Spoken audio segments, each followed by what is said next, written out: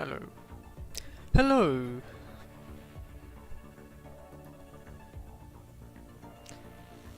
Alrighty, here we go.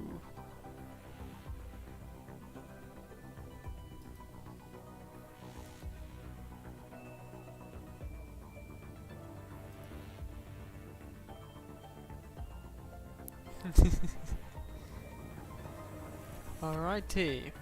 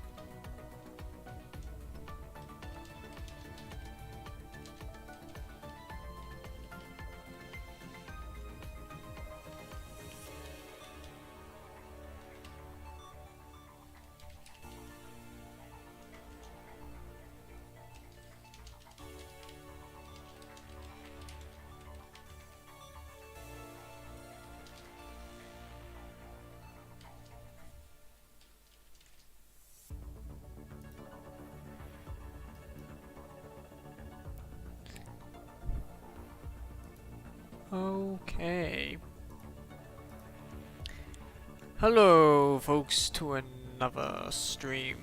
Yes, my second stream for this week.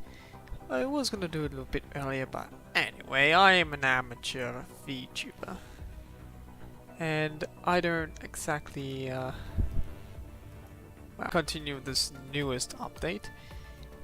And let's go, well, probably should just roll for number 21 right now. I know you can just, wow.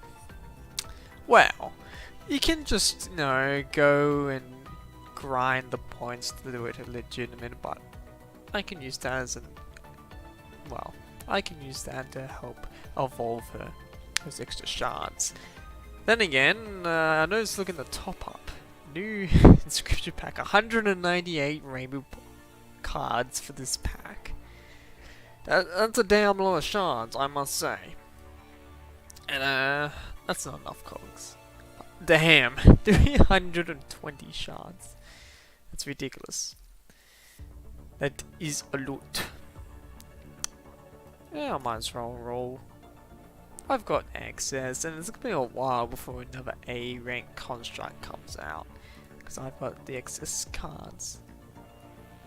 Yep, number 21. Another A rank construct for my collection. Gift pack. Oh.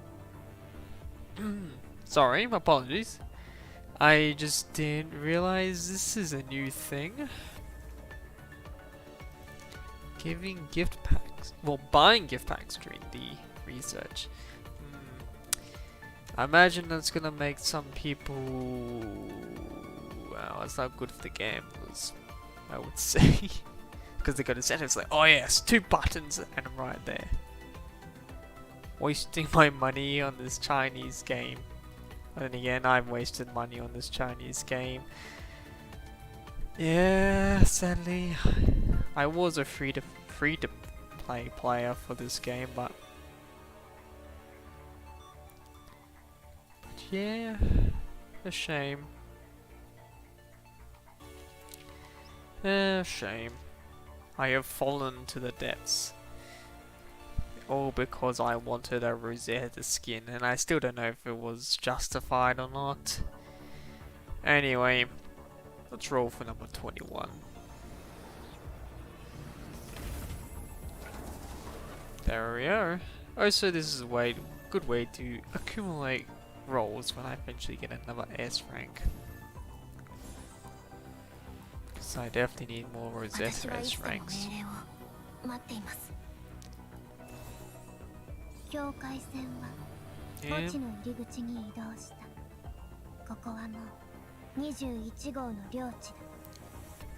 Another construct to my collection. And it was just garbage.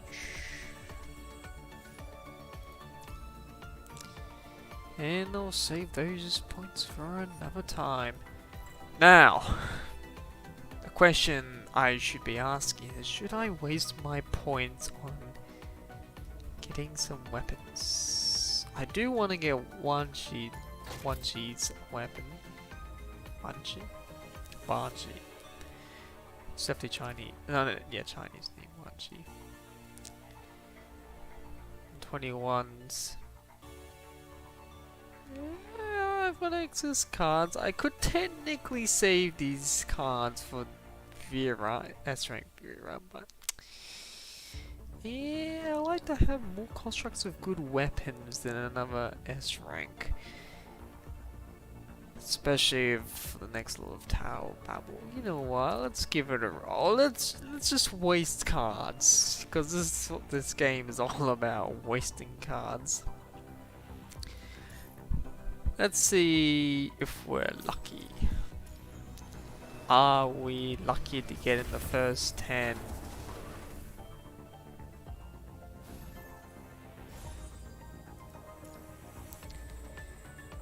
Nah. Nah. Not at all. Not at all.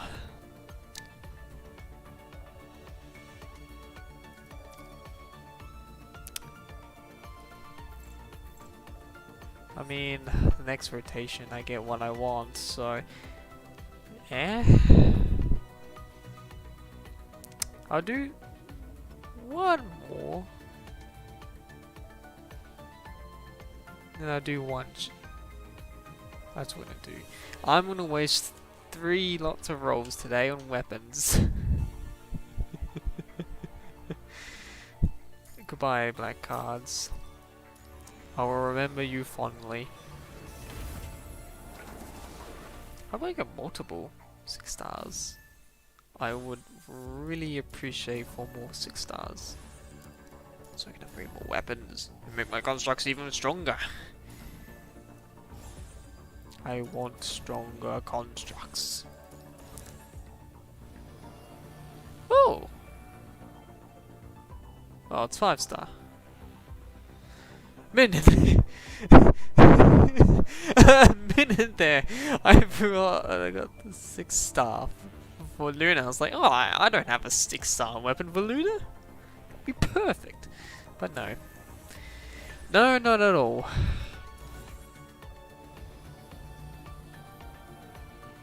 Okay. Faded color, I've got plenty of them. Oh! Oh! Oh! I got Ozma! I got Ozma!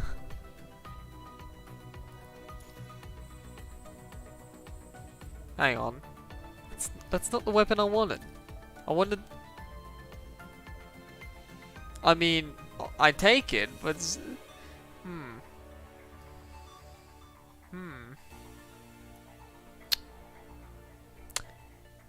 We just did not go to plan.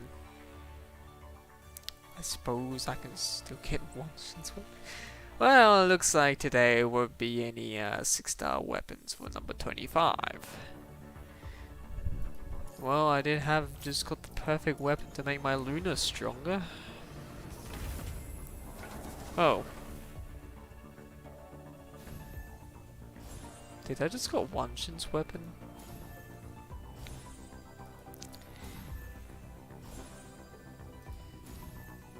Let's have a look. Gunblade, completely useless to me. Yeah, I got one Shins. This is not going to plan. This is not going to plan at all. I got one Shin's weapon. Even though I wanted 21 6-star. Oh, gotcha games, they're miserable. Oh, Koji no Sada. Excuse me? 2 6 stars in a single rotation?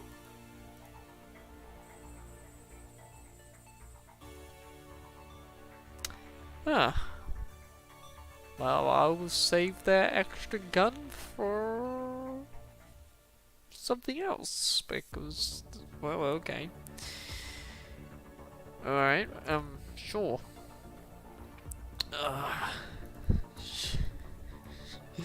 Should I waste my currency to get Snore? How good is Snore? Okay. That's a lot of information. But definitely looks good. And oh yeah, it keeps better than Animus. Wow. I will save my last 10 rolls for something else.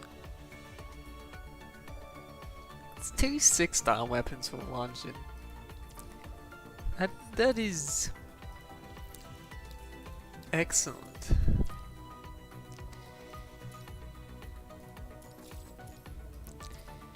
Alright, let's have a look.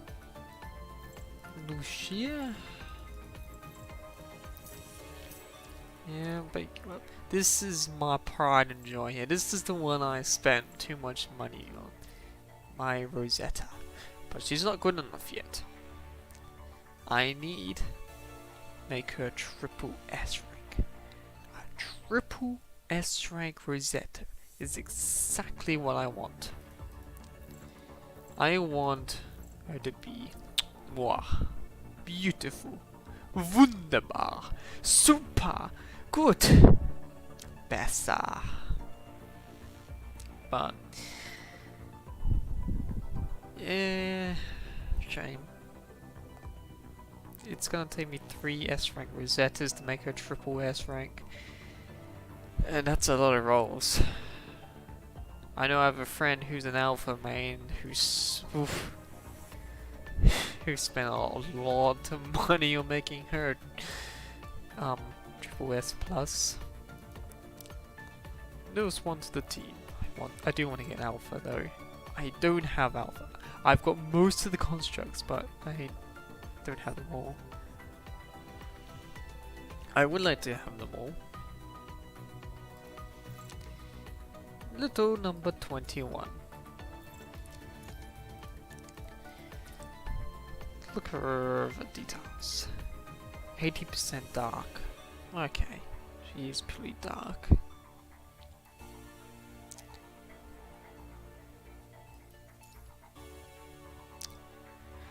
Originally a subject of a Daedalus Corporation experiment, she was retrieved during a mission conducted by Corono. Later, she was transferred to Babylonian's task force with Vera. She was gloomy and seemingly expressionless in appearance. However, she becomes exceptionally vicious and dangerous under extreme circumstances. Yeah. Wonder what people recommend. Interesting. Interesting. Well, I already pretty much got a reset.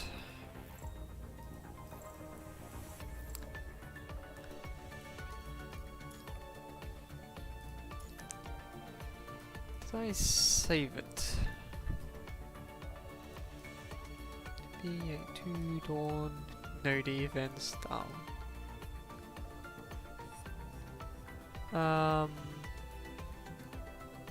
No. Make it number 21s.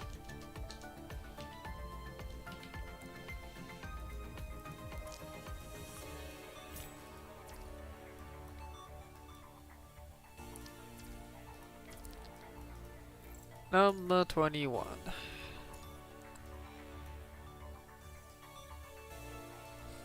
Here is your set. Well, now this is the recommend one from a website which I get my inspiration from memories. A very specific website, which I actually don't remember with the name. It's a Punishing Gray Raven done by a community passionate for the global release.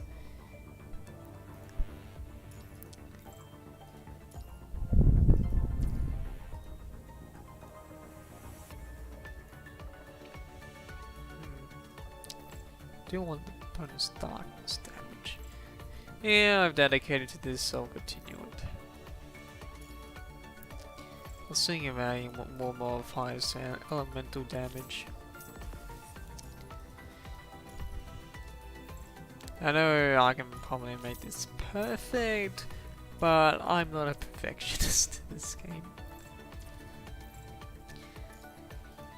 I know certain memory abilities only can make your construct perform even better on the battlefield.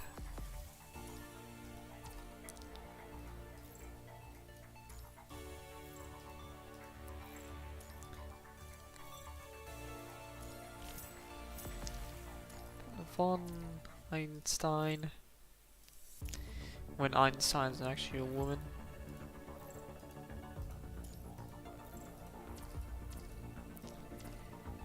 Okay. Wanshin. I've got a present for you. A nice, cool gun.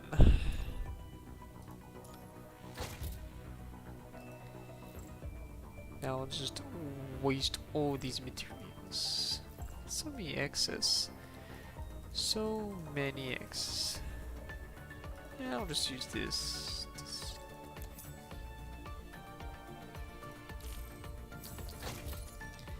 Time to say goodbye to all my cogs. Because I'm gonna waste it on upgrading Wanshin at number 21.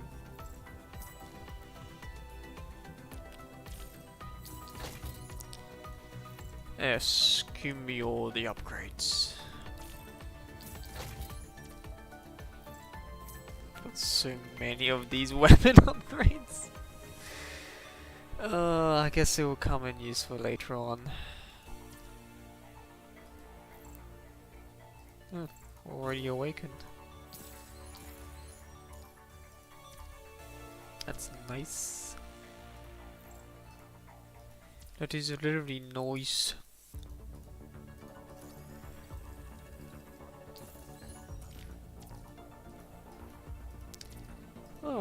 Number 21's outfits. A person's drip is very important.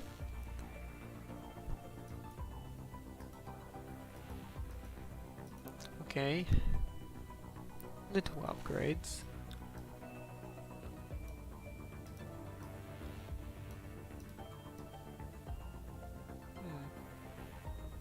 Very more subtle ones. Some of them are more extreme.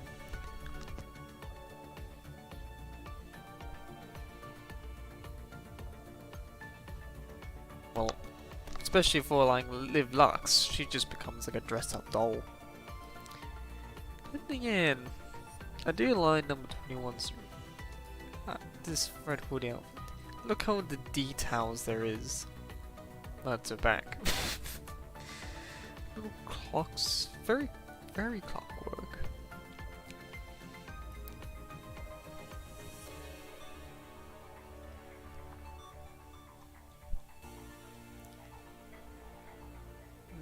Very sweet blurb. The coating design based on a fairy tale. Short skirts and bows. Petite red hood. The naive girl doesn't know the meaning of this dress, nor has she considered why she needs to dress up. However, when sees others smile to her, she always feels warm. And how much this outfit actually costs?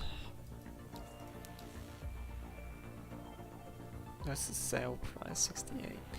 Technically I can buy one, I won't. I would not. Yeah.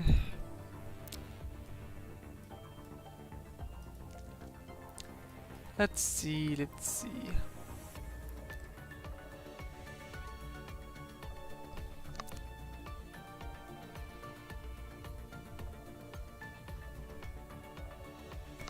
Well, I can focus on 21's memory upgrades, but don't have that 6-star weapon. I could risk it for a biscuit. I mean, the next event, I'm saving like my cards next event. I should say the next event I am saving my cards. Because I'm not gonna get Fira. And again, the event is still early on. I can change my mind later.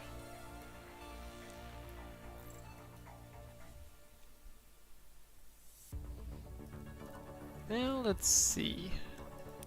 I already got most of the upgrades for launching. Might as well just upgrade them all.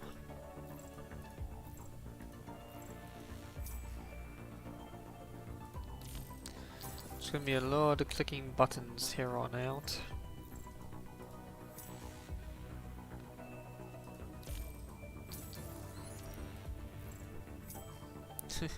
I have saved a lot, but I don't think it's enough.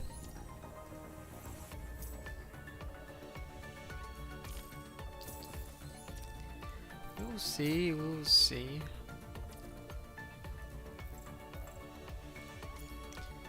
And I'm making Wanshin the damage dealer. Because I see it as healers, they just throw another attacker. That's what they're there for. More attack, more damage, quicker the enemy dies.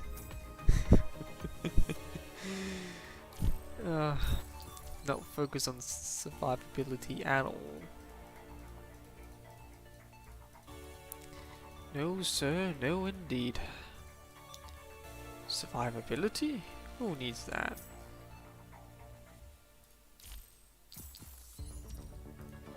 I certainly don't need it.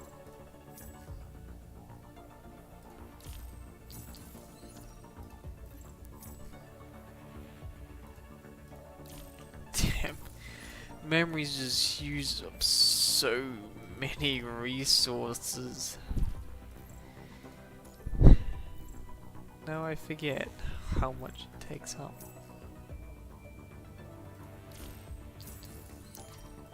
So much.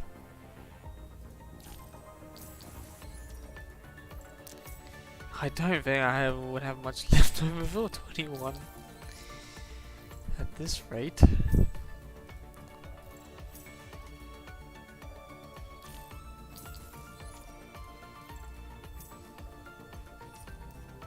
That's 3 done.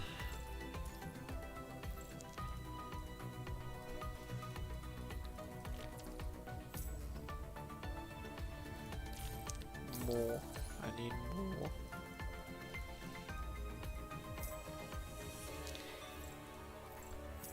I demand more.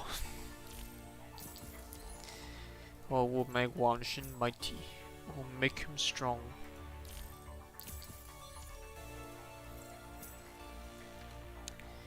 How to make him a god.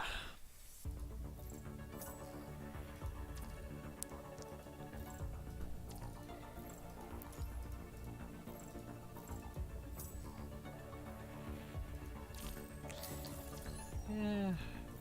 Interesting that Koti in the Japanese and Chinese release of the game is actually Adolf Hitler.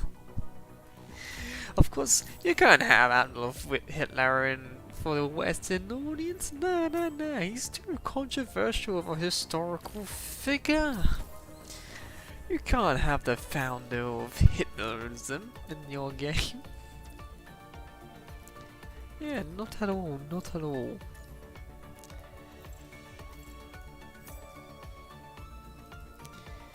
I demand more resources. This is not what I call quality entertainment, it's just me clicking on a button, pressing a button, then pressing another button. Like some sort of autist.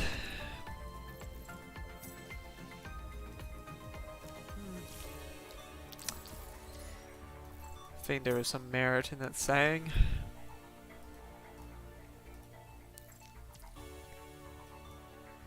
There we go, beautiful arch. Let's here we go. Let's awaken you, my boy. I need you when I do more Tower Babble. And it'd be nice to actually have a second ice construct to use, because I only have Lucia Plume. Actually, this will be used for Norman Revival Plan. More constructs there, better. Well, more high-rank constructs. So the Norman Revival Plan.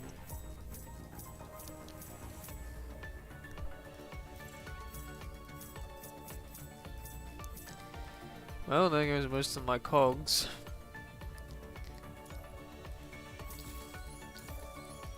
Here we are. Beautiful.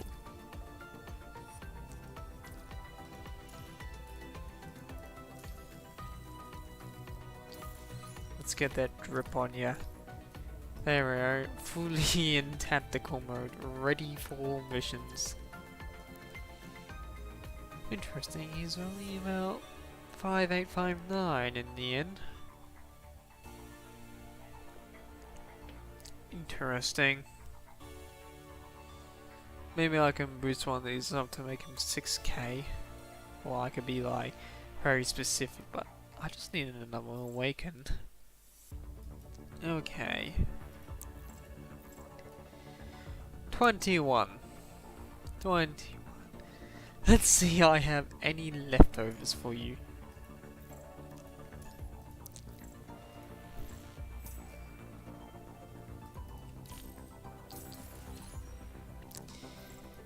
I don't think so, 21.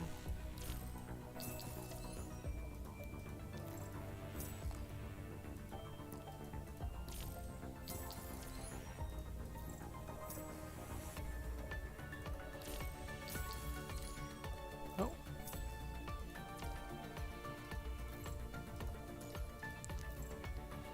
Here we go again. Slow grind of all these memories. I know there are some people in this game who managed to upgrade every memory, every ascendant weapon. Well, most of it anyway. That takes too much. That actually costs some money for that. I've been playing since pretty much release. I have taken about like 2 weeks breaks from this game since then. Because sometimes sometimes it just gets exhausting. Honestly, I prefer there's more of a break between the events.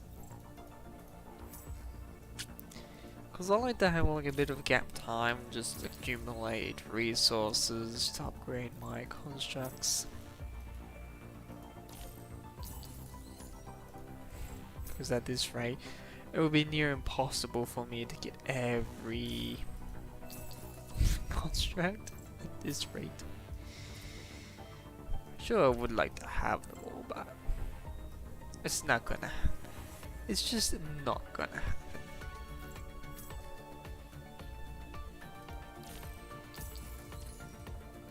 It's very, well, unrealistic, really. I know it will keep growing. All these glorious upgrades. As I predicted, I do not have enough. But I will. That war zone. Yeah. Defending. But I did pretty good. Never mind. I'm here for the shop. I want a nice steer and Palfon. We'll use the access points tomorrow. 21. There you are.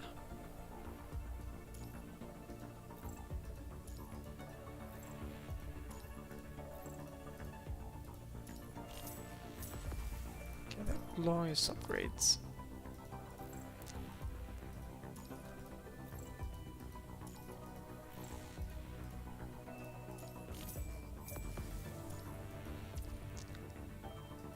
And now, well, I need 6 more. I don't know if I have enough exchange for that. Horace just have recycling. Okay.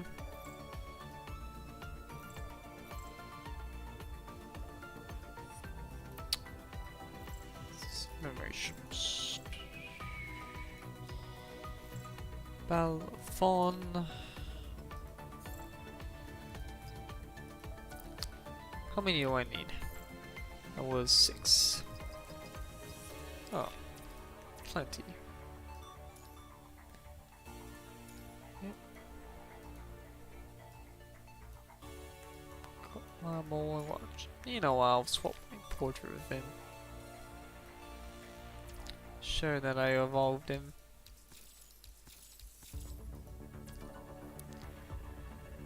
Now, 21.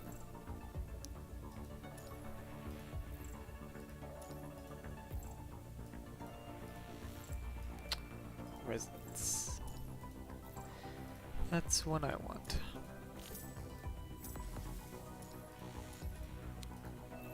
Let's make her stronger.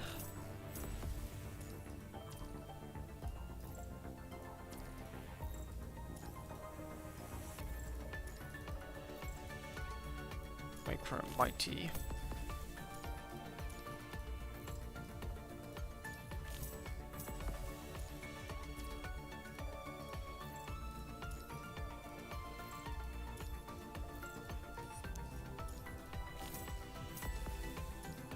There we go. She's fully ready to be awakened. Well, almost. I'm curious though. How many do I have extra? Oh, that's right, that's right. Luna's weapon, Luna's weapon. Here's my Luna.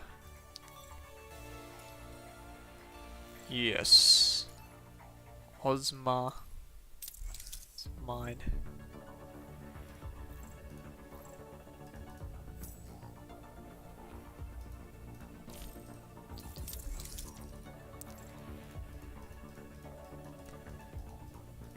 Don't care about blue stuff. Blue stuff is rubbish to me. Get the pink stuff.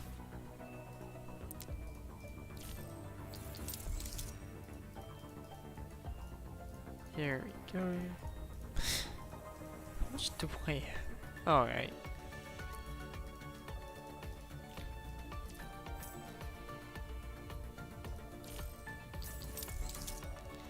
$40.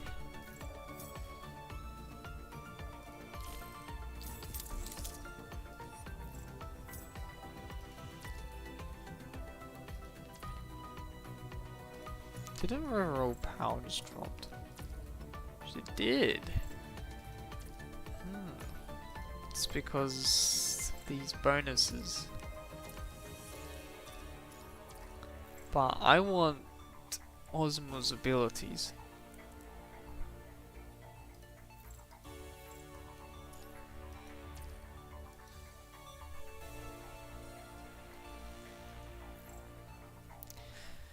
So for good old 21. Let's see. Do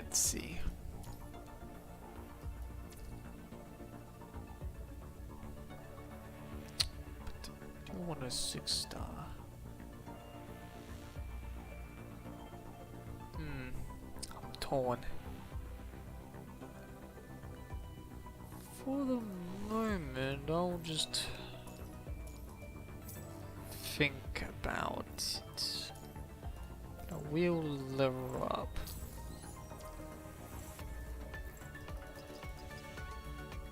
All the way to 79. Well, at least I had plenty of upgrades. But I am quickly running out of cogs.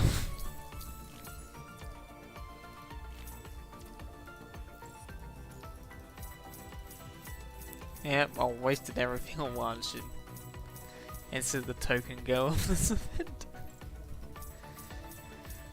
Was it bros before gals? Yeah, I totally need more cogs to finish her.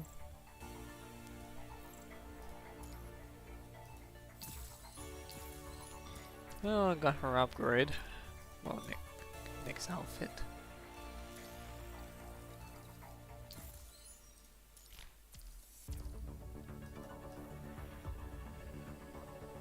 Just need more memories. That's what I need. Well, no, yeah, I'm gonna upgrade it. I've got. Oh, yeah, I have no more. Go extra cogs.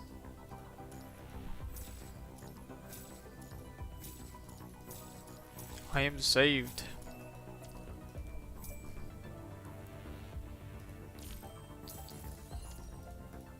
Until I waste it all on upgrades.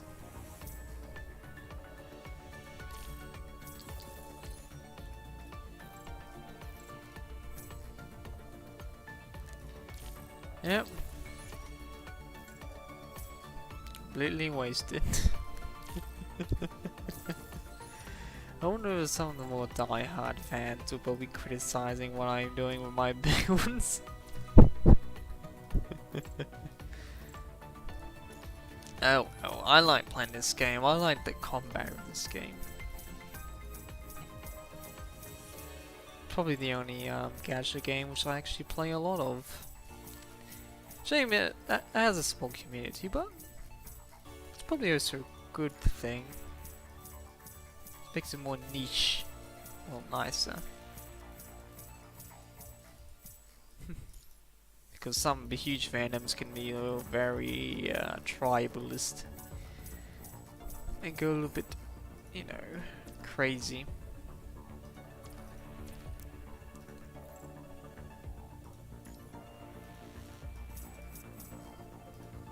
There we go.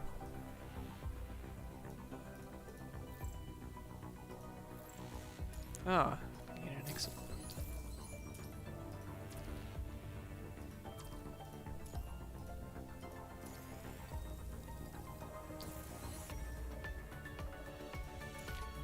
There we go. What does this one look like? Alright.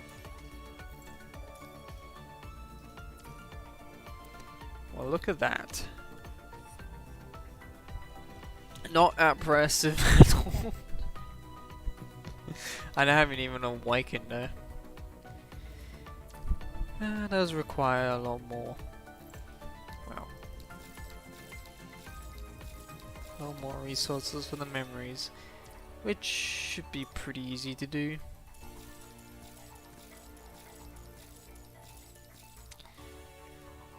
In the meantime, let's continue with the story.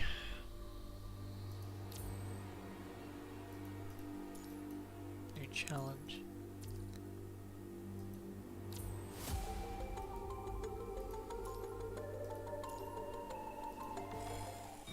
Here we go.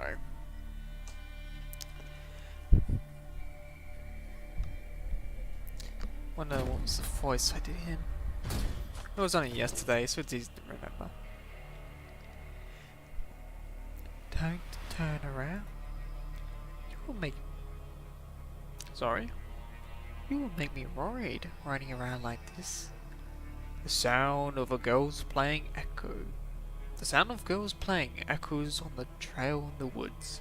The non-existent sunlight shines through the weathered branches, almost warming up your face, while leaving the half of your body cold and chilly. Come on. Two blurry shades chase each other, one of them turning around and waving. Take my hand. Number 21 follows after. The shade disappears once again at the end of the path, leaving nothing but her lingering voice. Number 21 is fast. Despite the shade appearing intermittently, she can still follow her. Brief appearances precisely, staying on the right track. One vision after another, you feel like you're in a dream, trembling as the scenery shifts in and out of the bright sunny day. Erupting emotions take hold of you. You sweat underneath the connection device.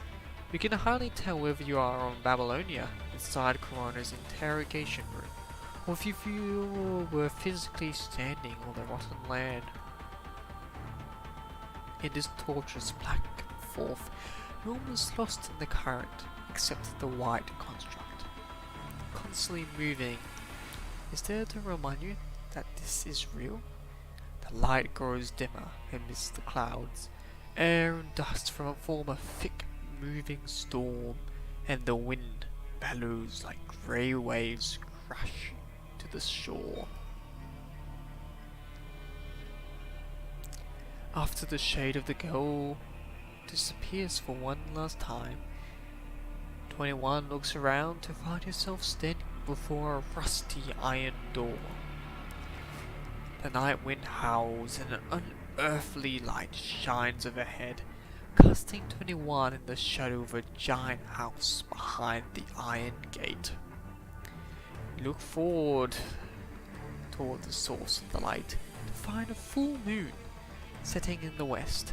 Moonlight shines through the crooked gap extended from the roof to the wall, covering the debris lying outside the house. Here we go.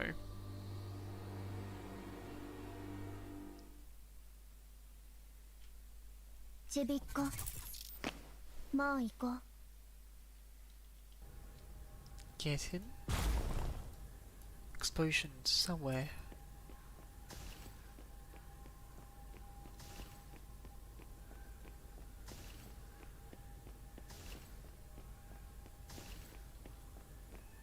Sounding deep in the woods now.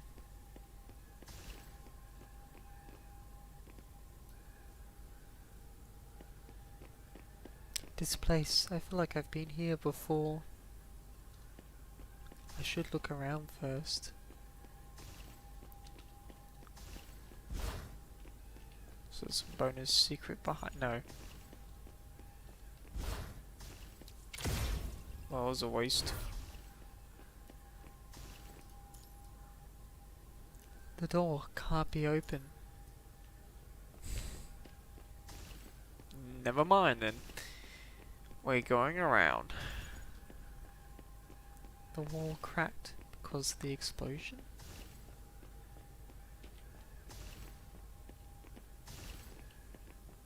Tiny swing.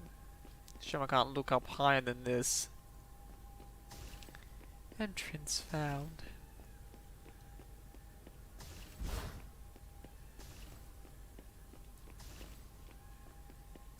Well, this is definitely a trap.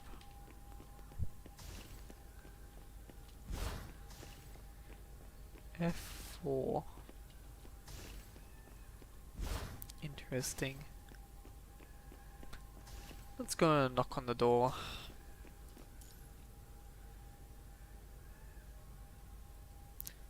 What's this? I don't understand. Oh. I see some special colors in the courtyard. Hehehehe.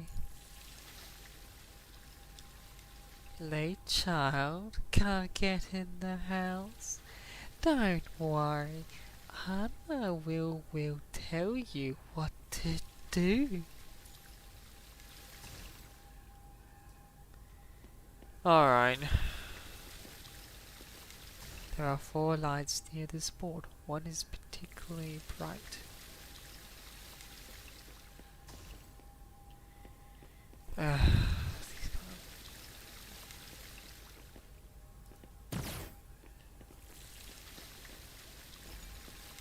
So there's 4, so I'm assuming the second one is that symbol. Over here you F4. There's one on the fountain. Why does this fountain have a pattern?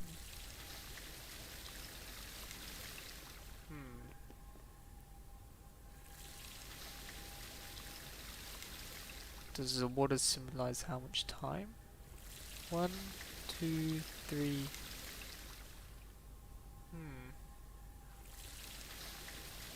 give it a crack. Oh, it is 4-4. That's good.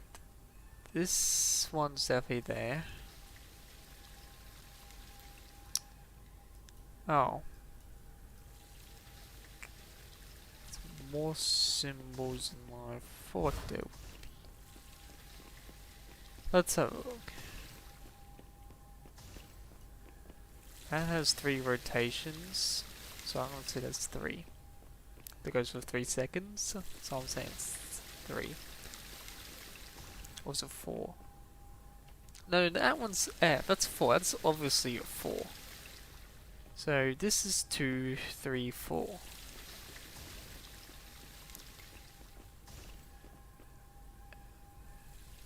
But there's 3 crates here.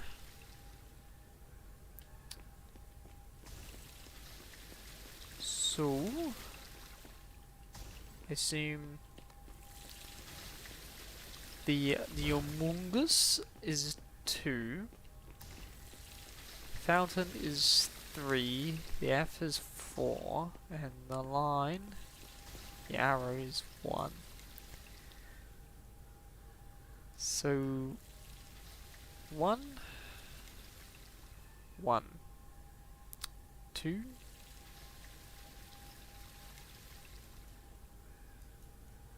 3,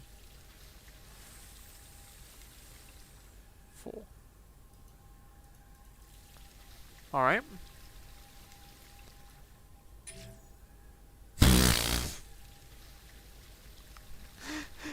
Alright, I solved the puzzle! I'm a genius. An absolute genius.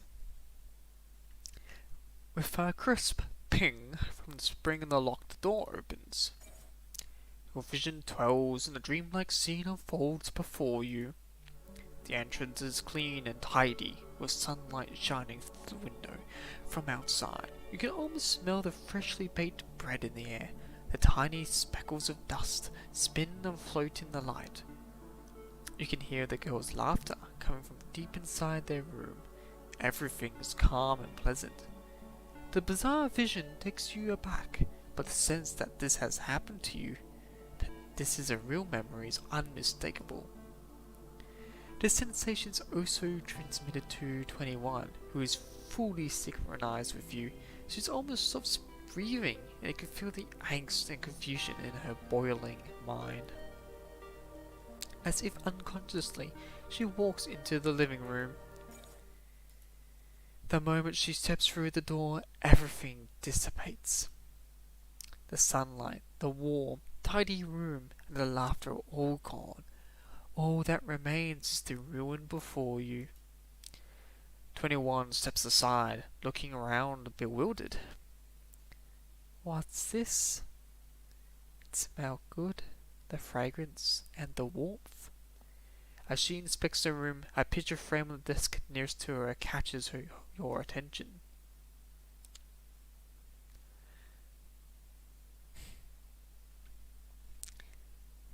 Lucia and Luna. Time has left its marks, the broken glass cutting across the photo. Your gaze goes through the dusty air, past the cracked glass, travelling through time, stopping in the faces of the photo, faces that you recognize. You have seen them before, in another mind. Jumbled thoughts fly in your head as you try to come up with the perfect answer to this, but all's in vain. This is a memory. Luna's memory. It is all clear now. You have Luna's memory in your head.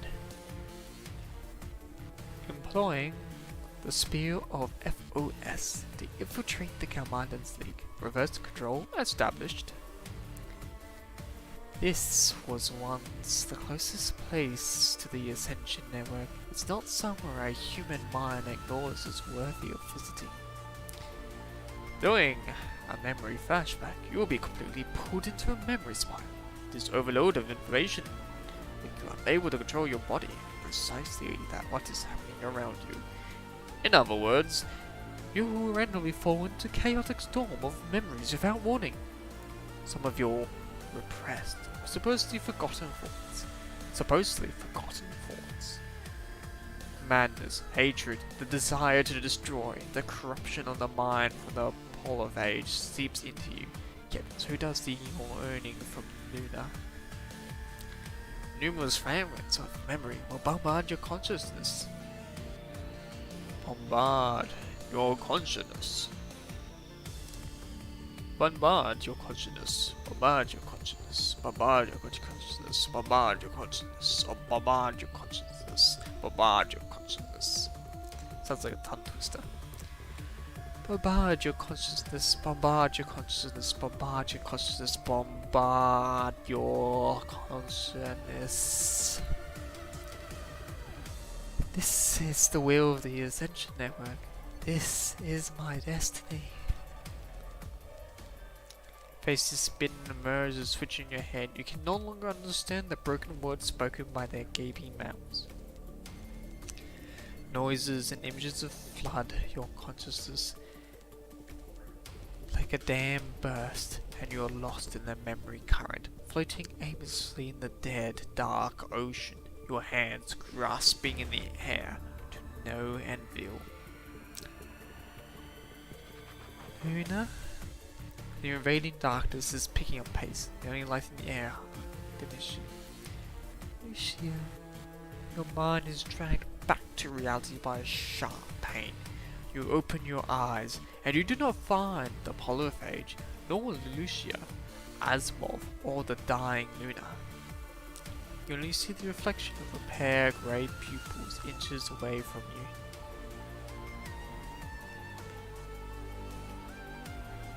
you. You were losing your mind. It was messy. I didn't feel good.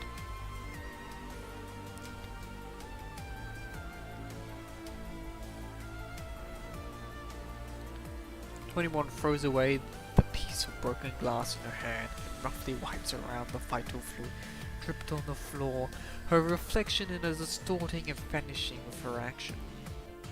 It is then you can see what has happened. She has cut herself with a sharp object. The vital fluid drips down her sleeves. Pain wakes you. I'm sorry. Sorry? She repeats the word you just said, seemingly confused by what it means in this context.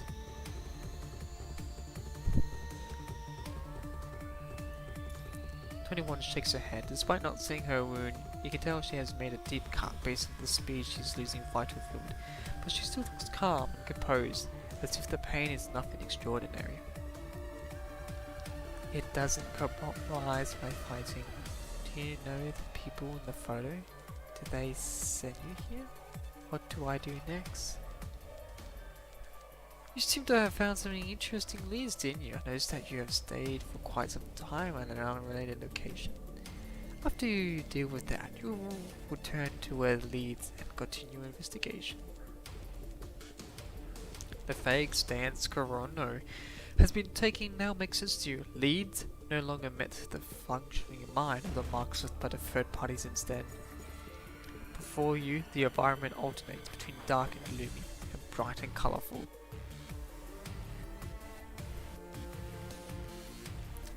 Let's see what we have in store.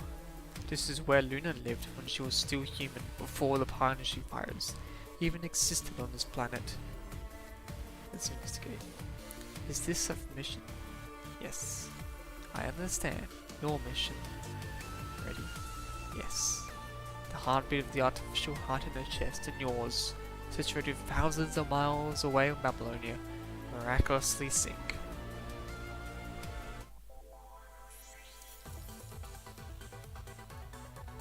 Oh. How can you even die in that mission?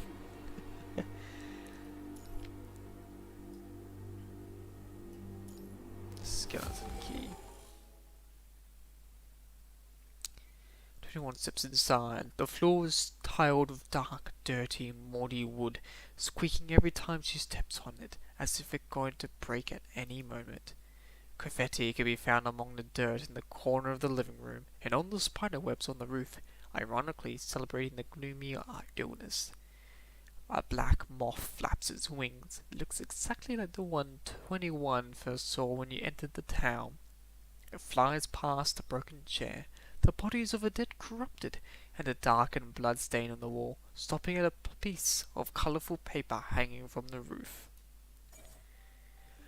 By the time it spreads its wings again, it has transformed into a beautiful, vivid butterfly. Wherever it goes, the crimson stains and cobwebs gradually fade and vanishing into the wall. The patterns on the wall start to brighten and clear up. The butterfly passes the long dining table, and the candles light up one by one, and the tiny flames quivering, warmly illuminating the room. Pleasant and happy sounds come from the television, and stuffed animals scattered on the floor revert back to their clean, fluffy selves. The dead flowers in the vases bloom once more into beautiful daisies. The butterfly keeps going, flying up the stairs and vanishing inside the shadow where it turns. Luna, have you started tiny? The girl walked out the shadow with short, shoulder-length red and black hair, and a youthful face. A party hat made with paper slanted on her head, and graffiti covers her shoulders. Despite her age, there's still a sense of resolve in her expression. You turn around and look at a wooden rocking horse drifts back and forth by the fireplace. The sound of water boiling coming out of the kitchen, the television playing a show. But there is nothing, no one beyond that. Luna, stop standing there. Come on, I know you can hear me. Me? Those words come out of 21's mouth. Your confusion has been brewing inside her mind. There's no one else here. Before you can react, an unexpected combination of gripe and joy overtakes you, compelling you to act. But it's so difficult to pack them up. You shiver at the words you just spurted out, but you're no longer in control, as line after line comes out of your mouth like capsules coming out of a gotcha machine after it's been fed coins. I don't know how to put them back in. A small hill of empty gift box piled on the sofa seems to have heard you, and they all fall over the floor, unable to bear their own weight. It's because you were impatient and opened all the boxes yourself. They were for us anyway, Forget the boxes then, we'll move them to the bedroom. Okay, Lucy is the best. Despite its insignificance, getting your way when you're being capacious has filled your body with the happiness and the satisfaction of the mundane. But we still have to clean up the floor and set the table for Dad and Mum are back. I know. You stick your tongue out and turn around, eagerly heading towards the storage room where the cleaning products are stored. You reach out for the door, but your fingers go right through. The illusions around you immediately melt away, and the colours dull. The storage before you turns into a few empty shelves on the wall. A scrolled, childlike picture, painted with red crayons, sits above, with "Go to hell and meet Vu" written next to it. Looks ridiculously but scary.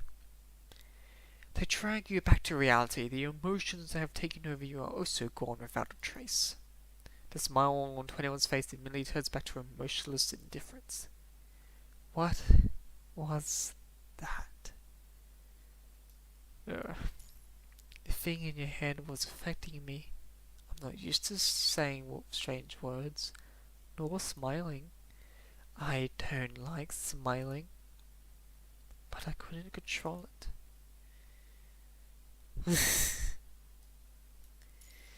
You neither? But that wasn't me. Could you not control it either? Yet I can't control myself. But I don't understand what they were doing. I've never seen a room like this or tried things like that. But something about them made me feel comfortable. That feels... Her expressions distort, seemingly struggling to find the right words to describe how the experience has made her feel. She's smiling. It made me want to do this. The distorted smile fades from her face, leaving only puzzlement and disappointment. But it's wrong. This should be frightening, and we should be scared seeing it, so I can kill them more easily. Not even knowing what a smile is, the experience, 21 finds everything happening here confusing. She cannot understand or accept sentiments like happiness and comfort. She is losing herself because of that. This is happening because of you. You own it to her to explain everything. I'm sorry, 21. Why are you apologizing? I don't want to get too touchy-feely, but this experience must have been very unusual for you. So I rest of these your confusion. Am I your responsibility? I promise you everything will be resolved. I'll do my best to answer your questions after this as well. Understood. But not now. Maybe when the dust is settled. The Grey Ravens are still waiting for you. And there is more important mystery for you to resolve right now.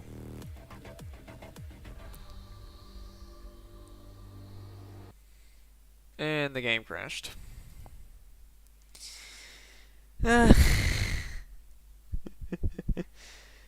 Oh, the emulators aren't perfect. Oh well, oh well. I'll just let that load up again.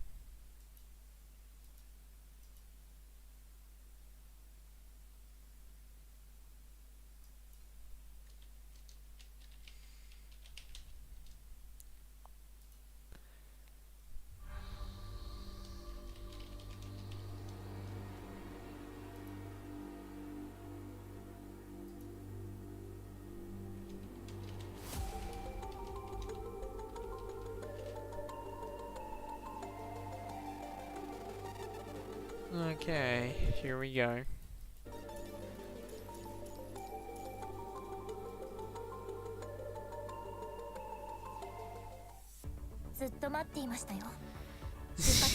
Yeah, I just suddenly disappeared, Lucia. Alright.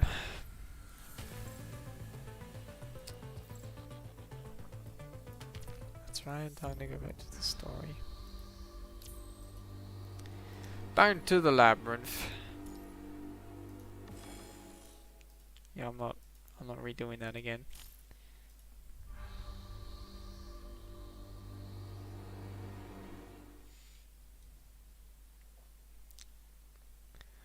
Surprising is this isn't very intact. It's been, well, it hasn't been 2 decades since the Great Retreat, but it certainly has. Yeah, almost has been 2 decades since Punishing Virus has been released. This Great Retreat's quite recent. Well, not on this stage in the story, but when we first start the game. Hello.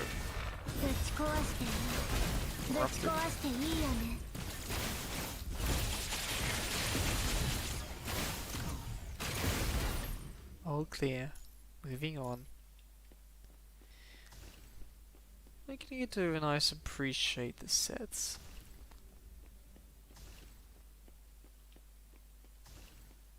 Wonder if I can. No. Can I go upstairs? No. I do like to explore. Probably should do like an Elden Ring stream because I like exploring. Photo smashed around Lucia. They are so happy. Alright, flashback time.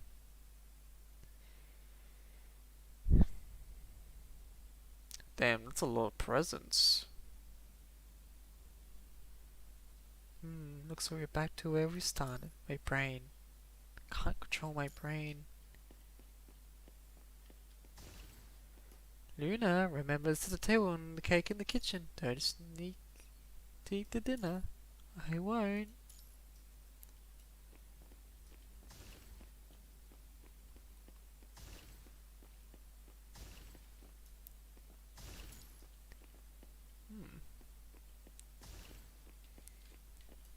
Damn, Lucia and Luna was living the good life before the punching virus. Interesting. What would have been 2 normal girls living in the golden age. the whole world turned upside down.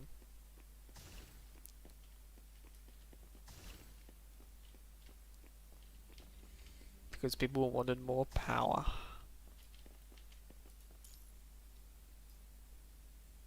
Damn. 21's short. I need to check her extra height. Luna, Mum and Dad will be back soon.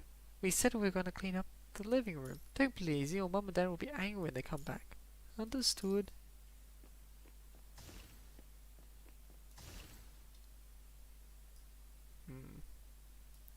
I'm back to reality. The chairs that block the way to the dining room. Should I get rid of the chairs? Yes. Also, if I expecting we would attack the chairs. That human. Let me put the cake on the dining table.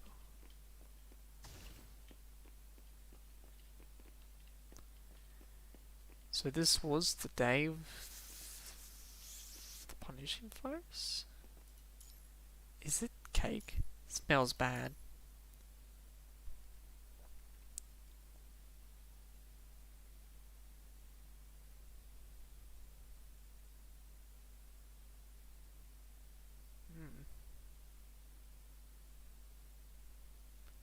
Sniff. Much better. Lucia asked me to get the cake from the kitchen. It's a huge cake.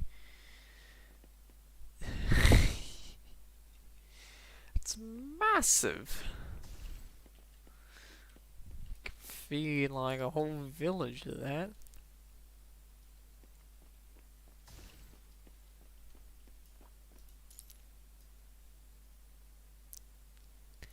Decoration complete. Lucia, shall we start the party?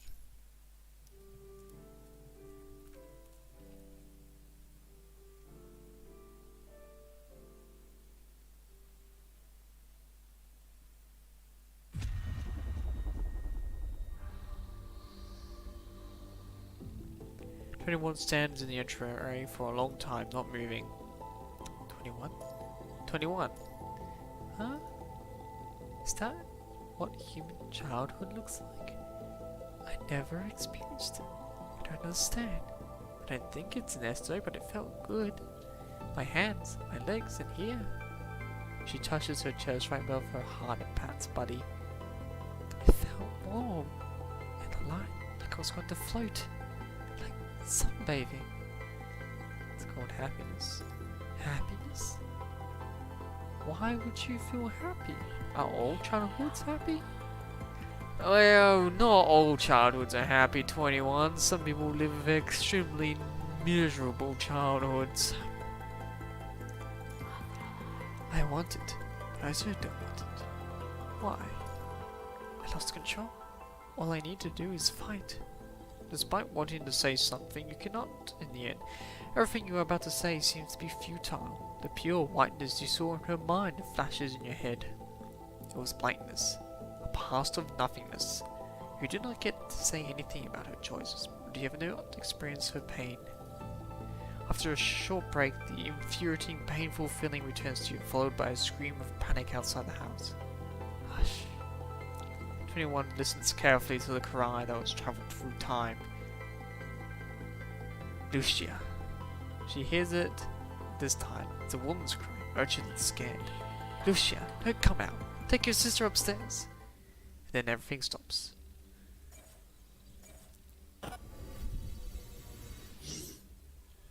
Lucia? Follow me. You begin to hear countless screams, footsteps appear beside you, and then you feel a force pushing you. Light but resolute. That is Lucia. You cannot help but start moving. The wind howls next to your face as fear and confusion about to drown you. You open your eyes to find yourself at the end of the colorful corridor. In your palm is a small hand as the young Lucia holds you. Follow me. The virus.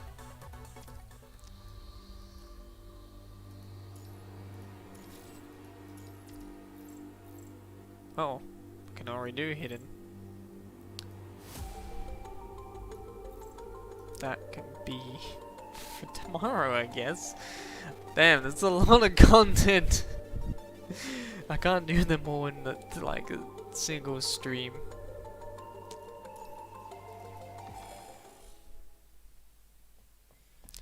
Despite not knowing what is happening, Lucia seems to have sensed the impending danger, and she follows her mother's instructions and takes Luna to the second floor.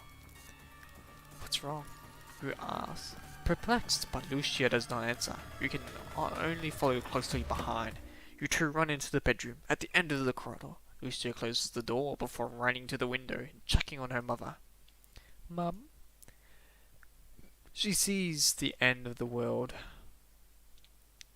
Outside the window, people are crying and whimpering. Everyone in town is trying to hide from unknown terror. They're all trying to escape the house, toward the woods, toward the sliver of hope to survive. They rush to the gate outside Luna's house. Someone is banging on the door. Angrily, fear and rage have twisted all their faces, turning your familiar neighbors into strangers. The punishing virus, meanwhile, floods into every corner of the town. The scarlet corrupted chase down and toy with armless humans like starved zombies. You see your father attempting to come through against the tide of people, but he was too far away. So far that you cannot even tell whose name he is shouting. But the thinly dressed man was barely shouted before being caught up by the sheriff, whom he once proudly fought side by side. He opens its gaping metal jaw and crushes his hair like a roaring flame, devouring the land. The waning faces you once saw in the hazy light in the mine suddenly clear up, like tearing a wound open, and the blood and flesh within. Your mother, her hands trembling, is trying to move everything she can find in her garden beyond the gate, hoping to keep the mechanical monsters on the other side. She's such a kind mother. She always brings daisies from the market and gives them to the young girl in the wheelchair on the street, who was whisking because she could not afford a mechanical prospect. During Thanksgiving, the elderly people who live alone in town will always receive cookies she baked herself. She always has you to help out in order to teach you to be kind and strong.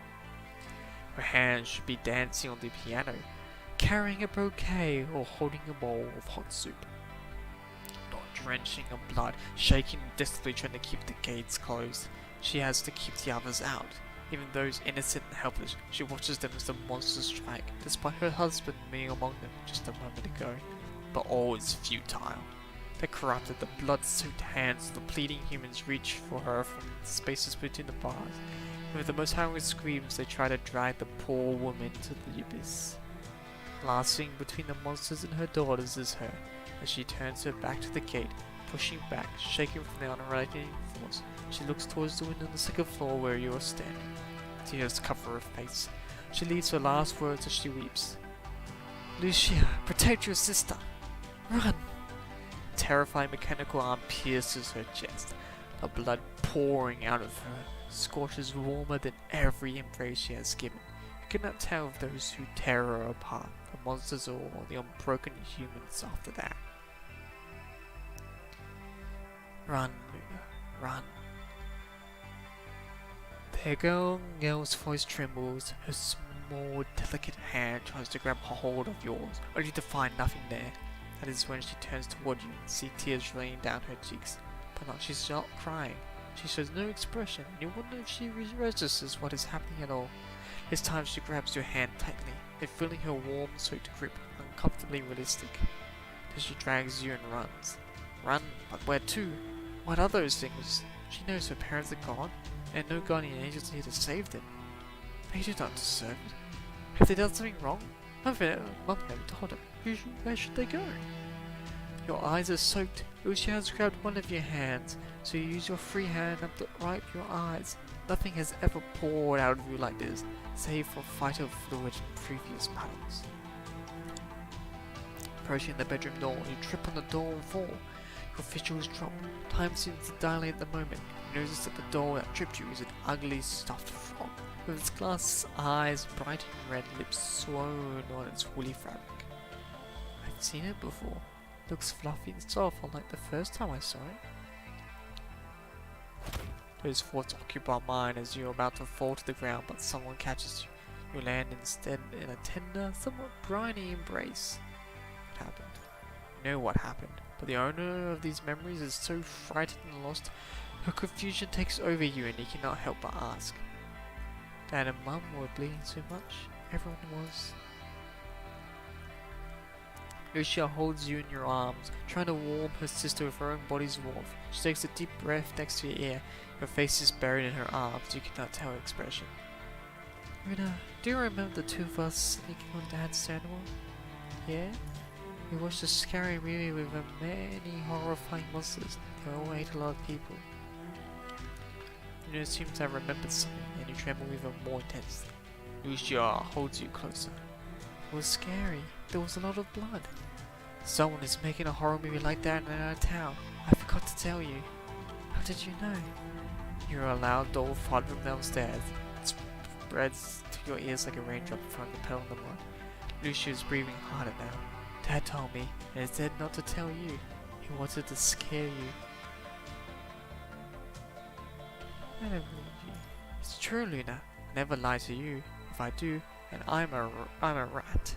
He scared me. More tears roll down her face. You feel a comfort soothing your fear.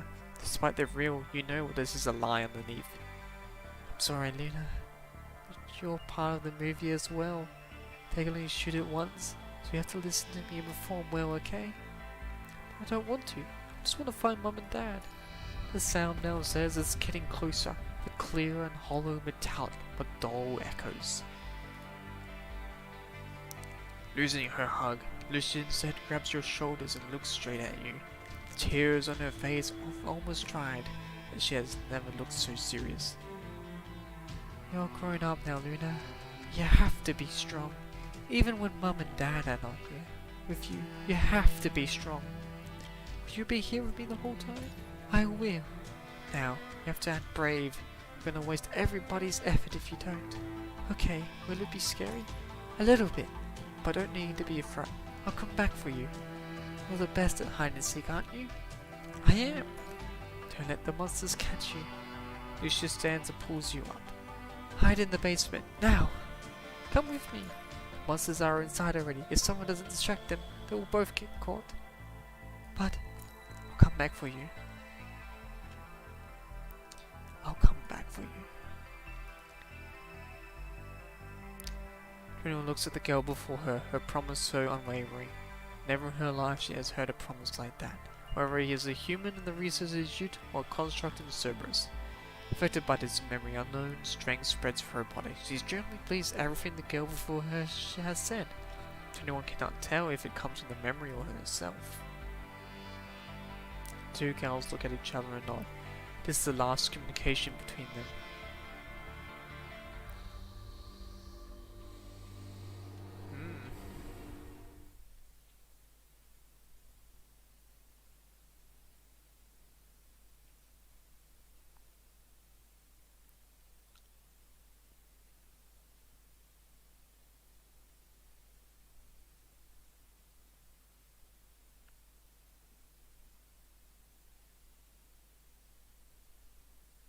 Luna, go hide in the basement. Wait a moment. We can't just go without defense. Look for anything we could use to defend ourselves. These building blocks after pestered my sister to play with me, but I never beat her. One day I won by her by sheer dumb luck. Mum always said, Lucia, you keep letting Luna win, but I don't think so. Toys aren't able to defend me. The frog doll. For a while my sister had to sleep with it and even ignored me, but when she found out I got upset, she gave me the frog. But I'm just jealous. My silly sister, can I beat the monsters with this? A photo of my sister and me, I think it was taken at my birthday party of last year. Last year we had a picnic on the lawn. I accidentally dropped the cake on the lawn. Lucia even comforted me for a while. I can't run away with a photo. Bang. Must do something. Those monsters are closing in. Nothing here to defend myself. Luna, run to the basement. Don't let them see you. Run, run.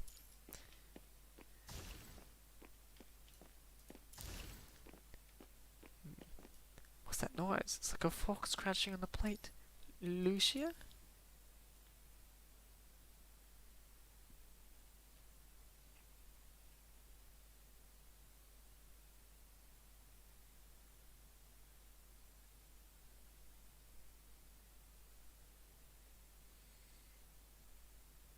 Shrugs. Oh no! Luna, hide in the room beside you. What about you? Hurry up! Can I just, say hello? Crap is in the hallway. I can't get close. Never mind. Can't get back to the hallway. What should I do next? My sister, I used to hide and seek at home. I would hide in a small room behind the study every time. I think the switch to move the books is around here.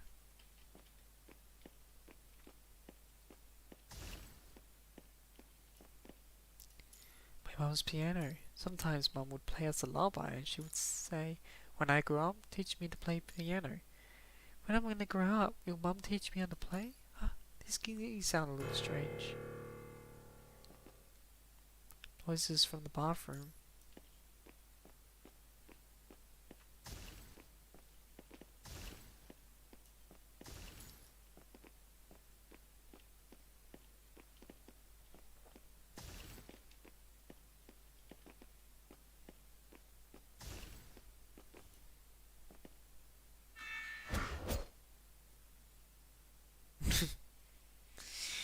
How ominously.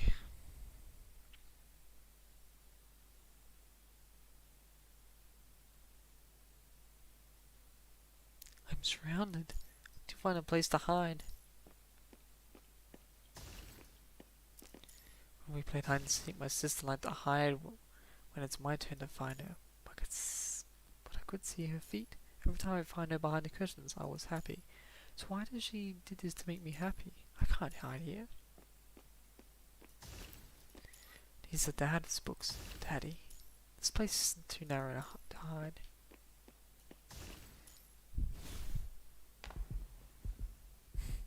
It's an actual animation.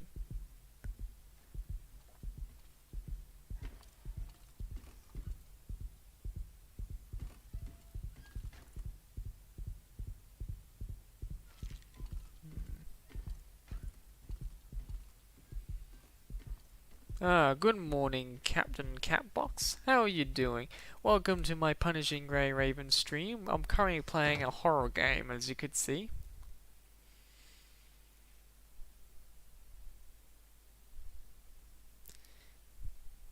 Just playing my Chinese gacha games at the moment.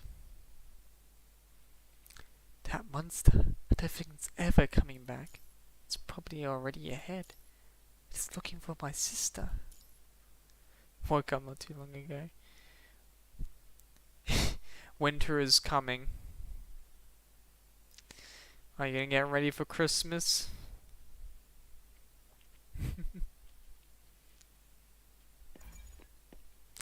Did you sleep well?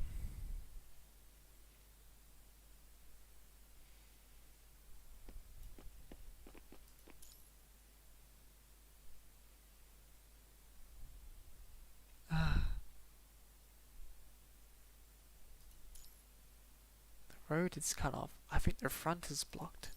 Changes the course of events.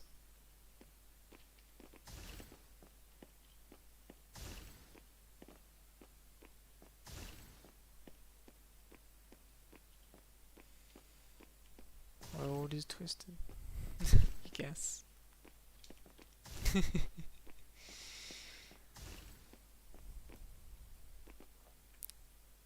She should be inside. Go have a look. I know later on we're going to be continuing that Necropara. Bringing the cat dogs.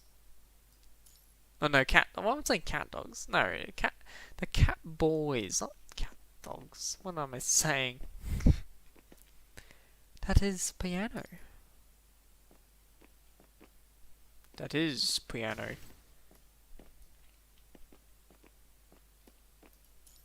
Different keys can make different sound. I saw a human.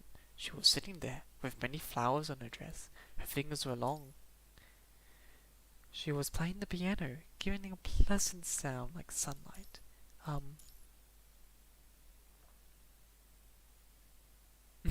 Cat dogs. Yeah, it would be.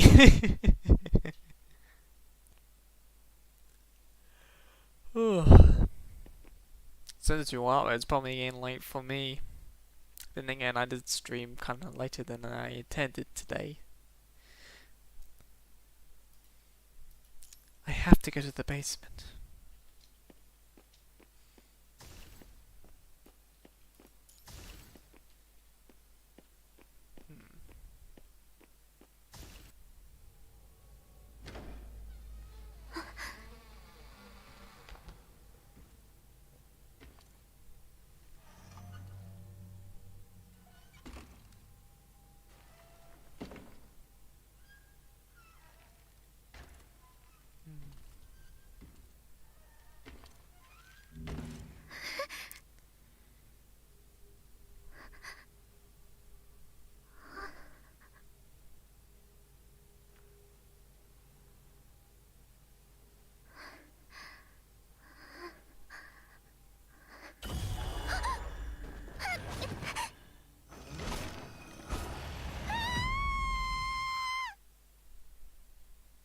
She screamed. 21 never screams.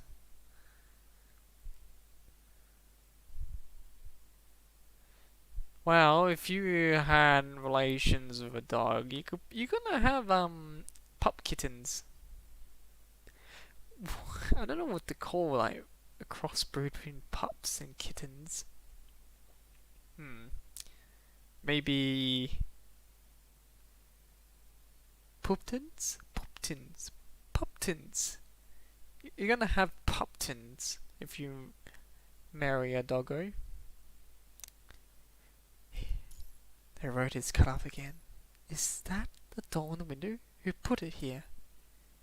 Put the doll away.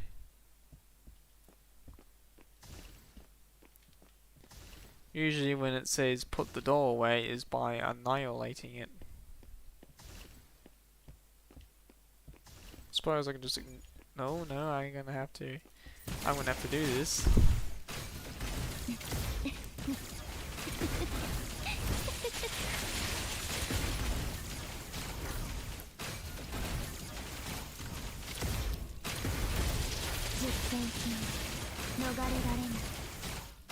Get out of here.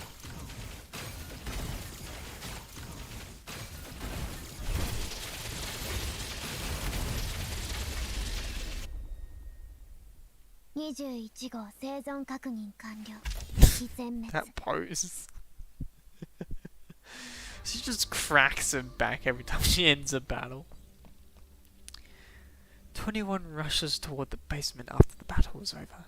Standing before the door to the basement. No, it's not a door anymore. Bloody handprints and scratches left by metal claws envelop it, turning into a silent gravestone. 21 gently opens the door and steps in. The hidden memories unveil once more.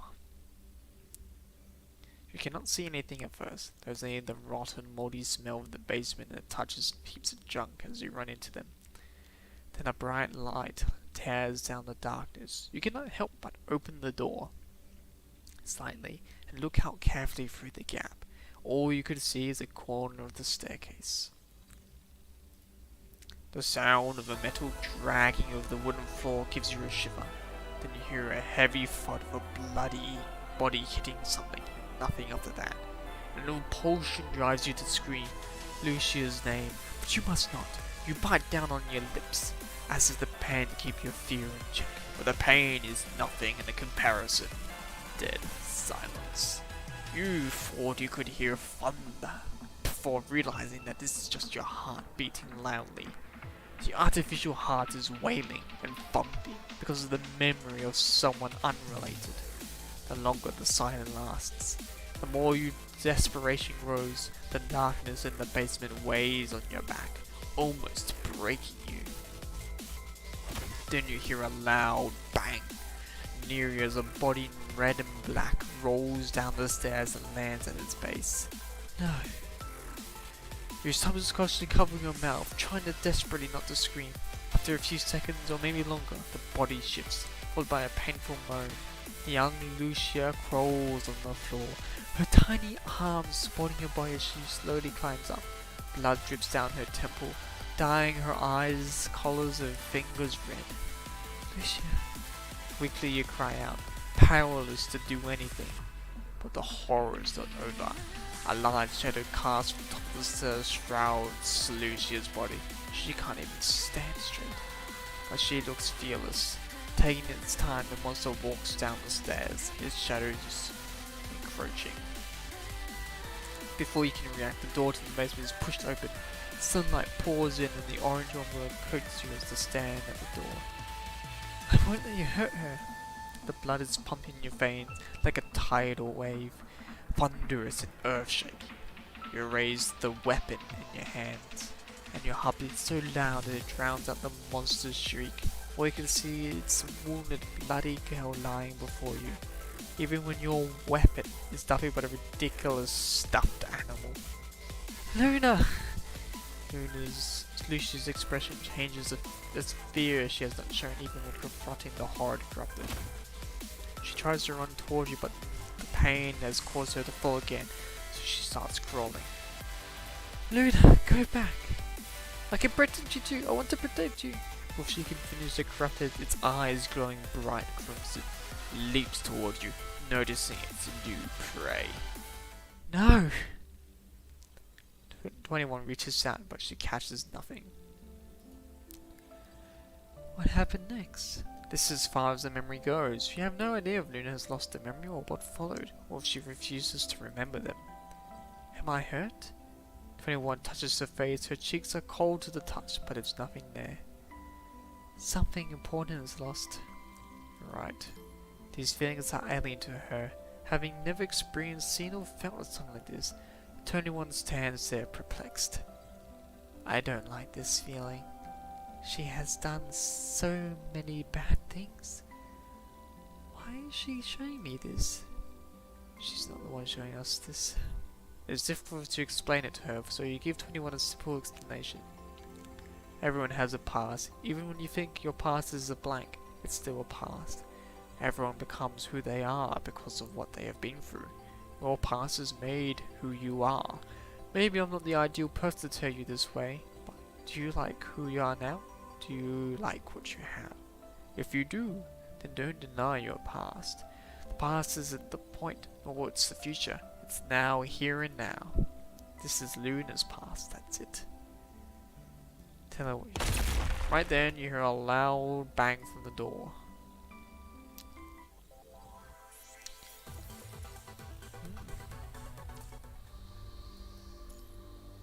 I'm gonna kill you, I'm gonna tear you apart, I'm gonna rip your insides out and rub them on your face. That sounds like something Fuhrer would say. 21 rushes outside where the door was in now a cramped ruin, and you hear coughs amid the smoke and broken walls. Couldn't you make sure the measure was correct? What's the matter? As long as we can get inside, isn't this perfect? Hearing the familiar voices, 21's eyes widen and she dashes into the smoke. You donkey! You're trying to track someone? Why didn't you go ahead and announce our... Huh? What the hell? An ambush? I knew it! I have a taste of my bomb! Noctis, it's not an ambush. The breeze and smoke fade away, revealing Vera, with one hand on her hips and another gripping her weapon. 21 holds Vera's leg tightly, burying her face by her waist, not saying a word. Standing next to them, Noctis pulls 21's coat bot down, who is holding onto his hair. 21! You're alive! You've got to be joking. Vera flings her weaponless hand around her, her expression resigned. 21, that's enough. Okay. 21 replies, dejected. She lets go of Vera and steps back, her coat bot also leaping down from Noctis' hand, returned to her side. Ha! Don't tell me you got scared to tears following the commandment. Scared to tears? I don't get scared. Commandment was scared. No. Then you realize that you're not. connected to Vero and Noctis. After adjusting your comms, you finally re-established contacts with the remaining Cerberus members. I have no idea what happened after we've lost contact, but we're finally back together. Just a bit later than planned. I won't call her Fortune Pros. We haven't located our mystery guest yet. We've got a small accident on the way here, which led me to believe that someone's making a fool out of us right now. Someone's making a fool out of the legendary Vera? Anyway, Noctis and I would follow those crap instructions all the way to here, but we're always one step behind. How did you guys get here? It's a long story. Keep it to yourself then. Regardless, I'll ask who has led us here, and this time I'm gonna get our guy before he bots. Vera steps inside the living room as she speaks. So, have you found anything? Like catch me written with red paint, or an arrow made with doll heads, or that ghost on the road, or the lock on the door of this house after me, and who the F locks their door with something so complicated? You mean this? Noctis' words reminded you of the red graffiti you saw in the storage room in the beginning, recalling the same thing. 21 and you lead to the two of them there. Here. Looks like it's still a child's painting. How about some originality, huh? Seeing the patterns in the storage room, Noctis shouts angrily. It's a map this time. A topographic map. Behind this house. Looks like this is our destination. Last Inferno. I know this is the guy's whole shtick, but the cliche makes me want to laugh. Let's go, fellas. Vera's energy is so threatening that it almost makes you want to take a step back. Let me meet the clown who's been playing hide and seek with me the whole day. Oh, by the way, 21. Yes? Welcome back. 21 is ready, awaiting orders. Behind the estate is a sparse wood. You walk through the verge of the forest, stepping on a woodland trail. Walking on a dried riverbed, you can feel the wind howling around you. The sound of trees shuddering in the night lingers by your ears like a whisper. Further in, you feel like you can hear words in the midst of the wind, just ahead of you.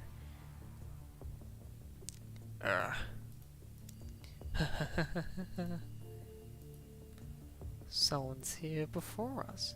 The moonlight showers down through the leaves near the end of the trail. Vera signals two teammates not to alert the target with a look. The three constructs slowly, quietly sneak behind a hedge of bushes. I'm not too sure who's saying this. I'm going to kill you. I'm going to tear you apart. I'm going to rip your insides out and rub them on your face. With a loud crash, you find a construct before you. None have you been expecting? Roland? That's Roland?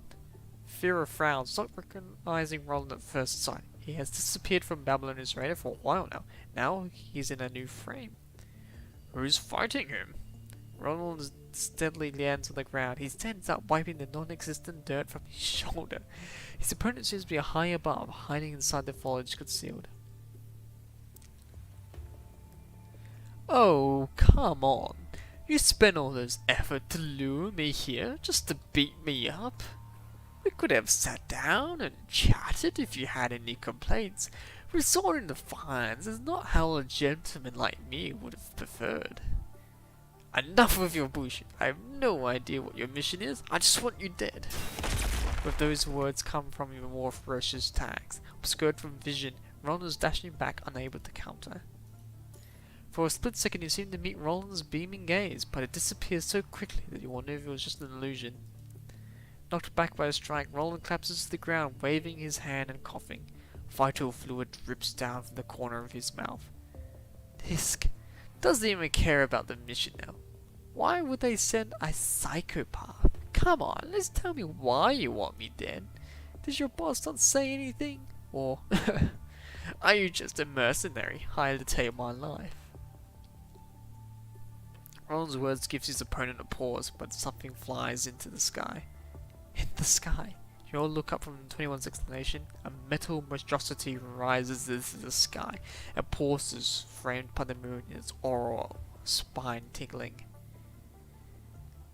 The thing my Mr. asked me to reveal to you.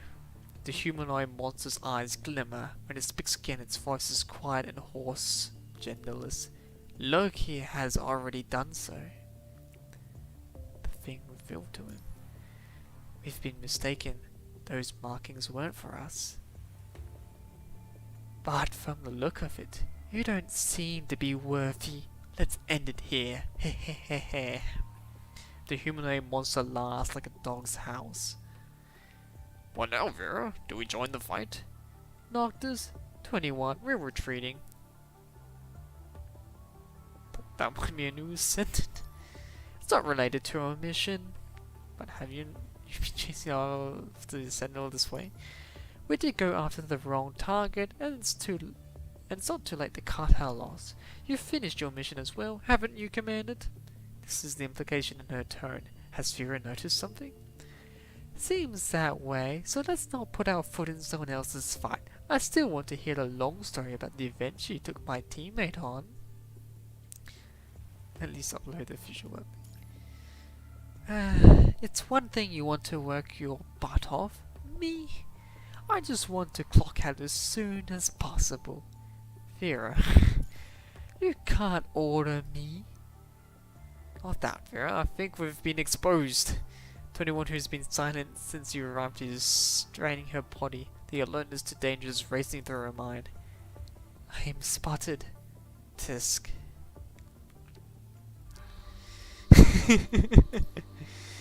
Well, here we go again.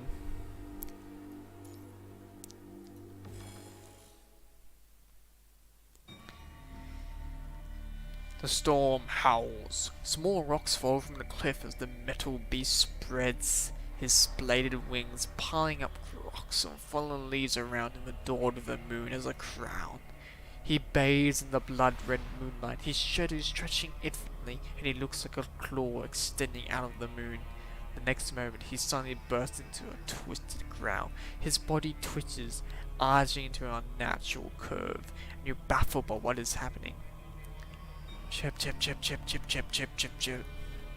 A low rustling sound comes out of the monstrosity's throat, getting louder and louder. Not rustling, laughing. He is laughing from excitement, an excitement to kill.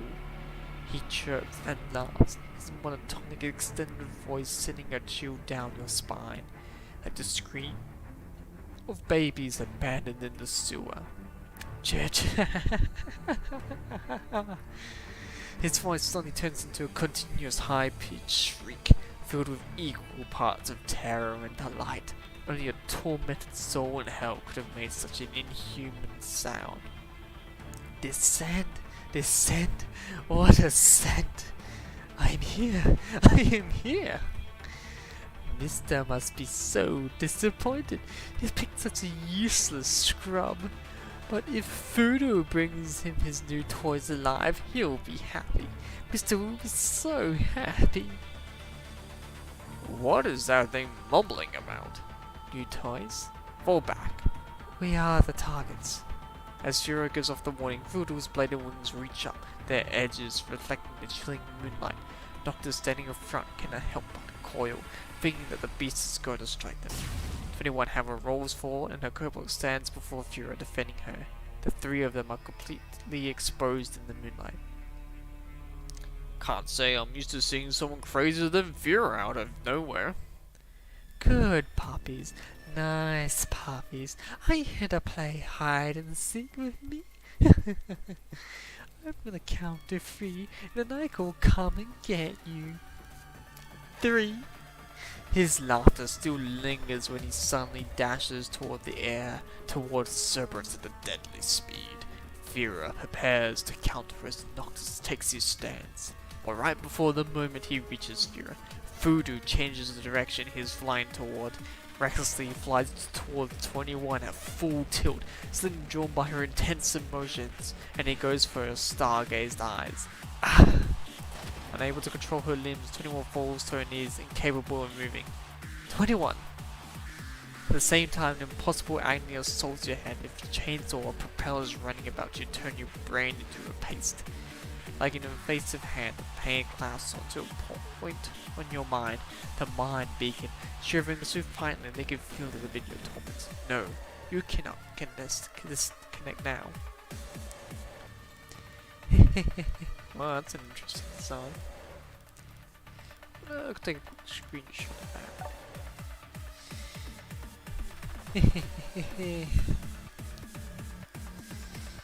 My little puppy, we've met again.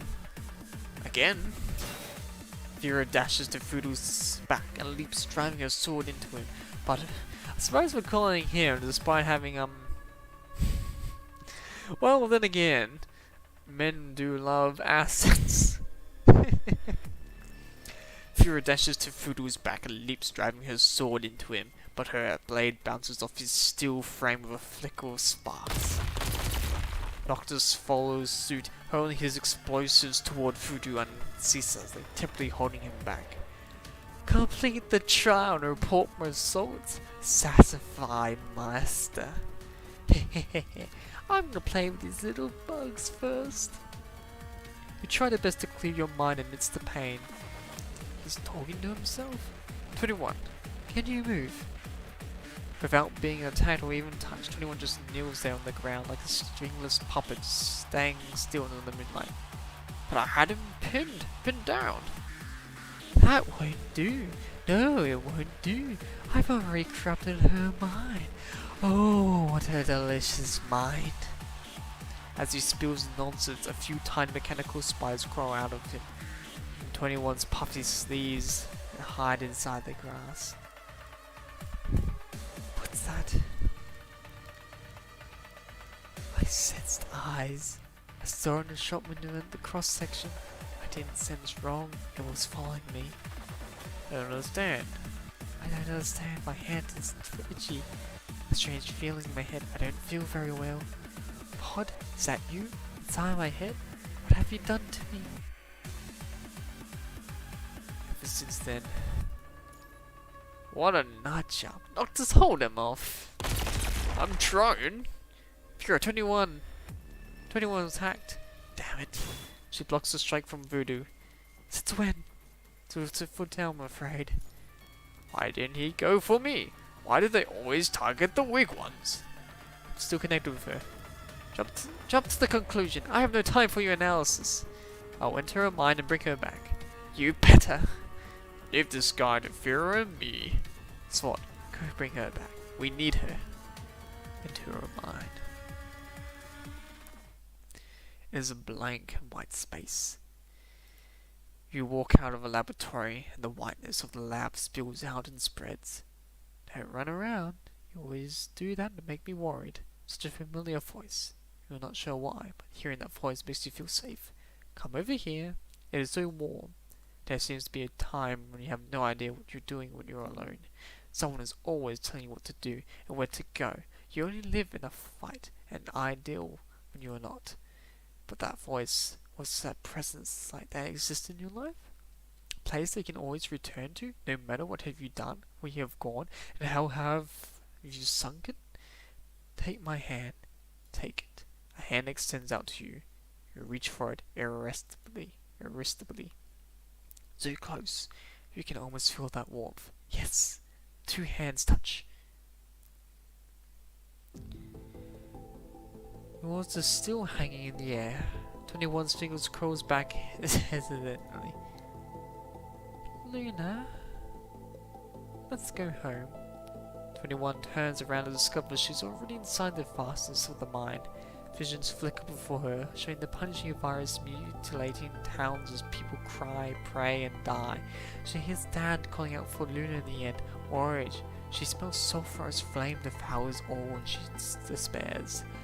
But she also sees Luna leaning on Lucia while their parents hold their hands. She hears the laughter of the garden and smells the toastings of the grills as she feels the autumn breeze caressing her face. All these moments flash by her empty mind, vanishing as quickly as they arrive, leaving not a speck behind. Lucia, don't ever leave me again. I will never, never leave you behind. Okay, I'll protect you, Lucia. You can protect me when you're a grown-up. Why? Why can't I protect you now? Fine. Don't you believe in me? I believe in you. Lucia holds Luna's hand tightly, the gentle sunlight shower over them. Their figures slowly fade away, carrying the last bit of colour in sight. Space seems to distort around 21. She feels her body pulled back to the laboratory, the empty room, the battlefield, the horrifying white space opening and gaping maw, trying to swallow her whole. In the end, she belongs and only belongs to this nothingness. It's lonely, isn't it? Lonely? All the things you never had when everyone else takes them for granted. Well, why don't you have to worry about that anymore? Do as I say and this will all end soon enough. Command it? No, that's not me. Get out of the life you know. This is a mere mistake. Correct it. Correct it? Isn't that what you want? Look at you, poor broken thing. So lonely, so helpless. Maybe your parents had foreseen your future when they abandoned you, alive as a heartless weapon, fighting on the battlefield until you're put down. Stop that nonsense. All these feelings, all they do is trap you in fear. So forsake them. Forget them. Why would you need them when you're a machine? Stick to your role. Being a machine is what you're good at. Don't cause others troubles. You're not broken. No, I'm machine. Damn it, I can't break free. Stop hesitating. Confront your truth. End this. 21's eyes open widely, her surroundings dissipate and replaced by reality. She is standing under the moonlight opposite Voodoo. 21. Attack him. 21. 21 crouches slightly, her eyes narrow, the cobalt next to her lit up, as she is primed and ready to strike. You. Suddenly she turns around with a piercing gaze, exposing her back to Voodoo. You're not commanded, and the Voodoo behind her also dissipates, turning to dust under the bright full moon. Sitting in its place are Vera and Noctis defending and countering Voodoo's attacks. 21 suddenly feels an intense urge, and the motion is so strong it strikes her like a curse. It permeates the air, spreading like a fog and enveloping her. With a wave of her hand, her laser cannon soars with body, and she breaks through her shackles like a runaway beast. Her minute figure lashes out a massive waves of energy, like a wolf finally revealing its fangs. After that, the illusion around her incurs the moonlight's wolf's wrath, and it's shredded into pieces. In a split second, thoughts race through your mind like a galloping horse on an endless road. The wind blowing past you burning and harsh. You leap through the golden fields and sail past all that would obstruct you. As if you have jumped over a cliff, you set your sights on your destination, undaunted by the chasm and waves beneath. 21. You have broken through the hold on your minds together. You have control of the connection for again. Now. You're not even finished your command, but 21 already understands what you're thinking, and you know hers. 21 vaults toward the real Voodoo, who's fighting both Fury and Noctis, and Voodoo screams in pain. He seems that fighting two Scrumjacks while hacking another at the same time has taken a toll on him as well. He's not all powerful. Neither is Fury, or nor Noctis, or 21 or you, but that's why you're not alone. We're here to kick some butt. It hurts, it hurts, it hurts. Hehehe, I will crush you all. Alright, come at me, bro. That was faster than I expected.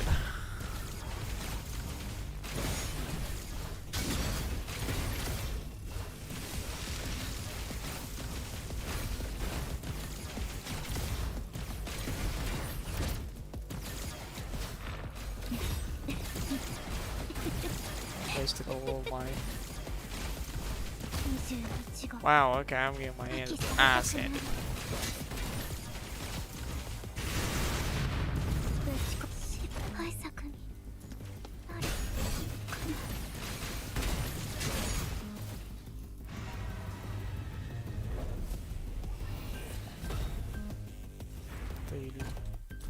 Okay, they transform. This guy's a lot more advanced than Gear. Don't you realize? Those echoes in your head are not my spell. They are whispers of your own heart. I am helping you listen to yourself. No, you're talking nonsense. Think I don't know where you are?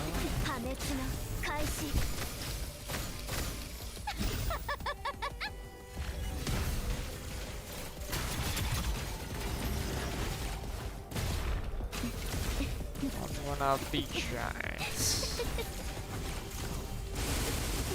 Ooh, what the hell?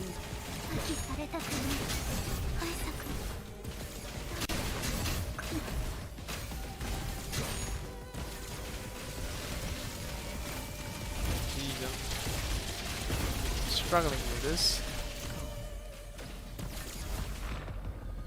I need to get my energy back.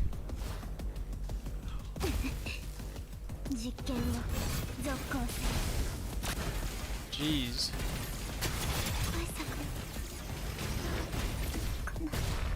How can I tell what I'm doing? I just think it's cover my screen.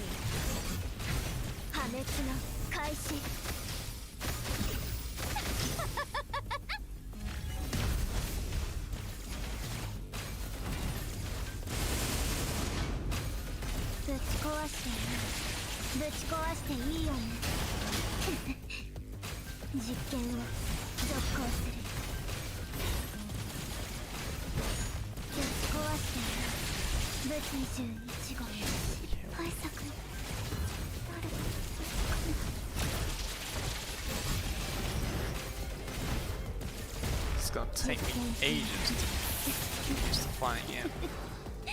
I am whole. I am alone either. Jeez, this is like when I first fought Siren. But not as bad because I had a healer.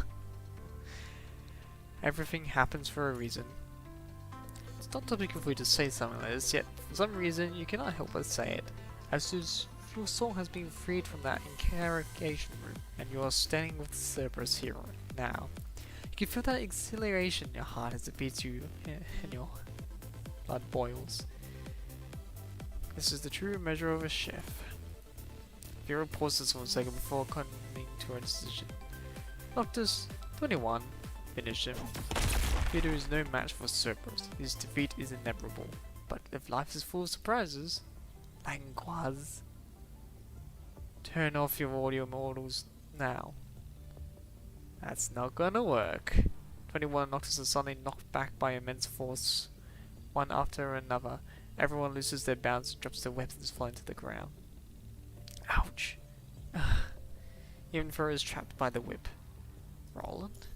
The man who fell to the side, defeated by Voodoo, stands up nonchalantly with a grin. This clown. Marvelous. How wonderful.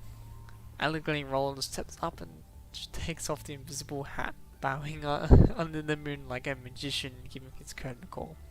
Ta-da! The show is over. What an opening act. You saved me from a lot of work. Let me tell you that. As for the audience who tried to sneak in without a ticket, I think a little punishment in order, no? Roland does not bother to restrain Voodoo, who is no match for him now that Cerberus has worn him down, so he strolls to Voodoo and stands there towering over him, and Voodoo's large frame looks unraveled in his shadow. Now, can I have your ticket, please, ma'am? Ma'am? The nut job is a she. Clearly Noctis is not staring at the assets.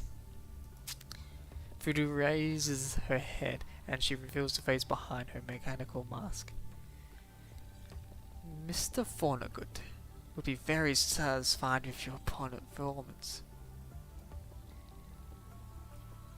How was his footprints everywhere?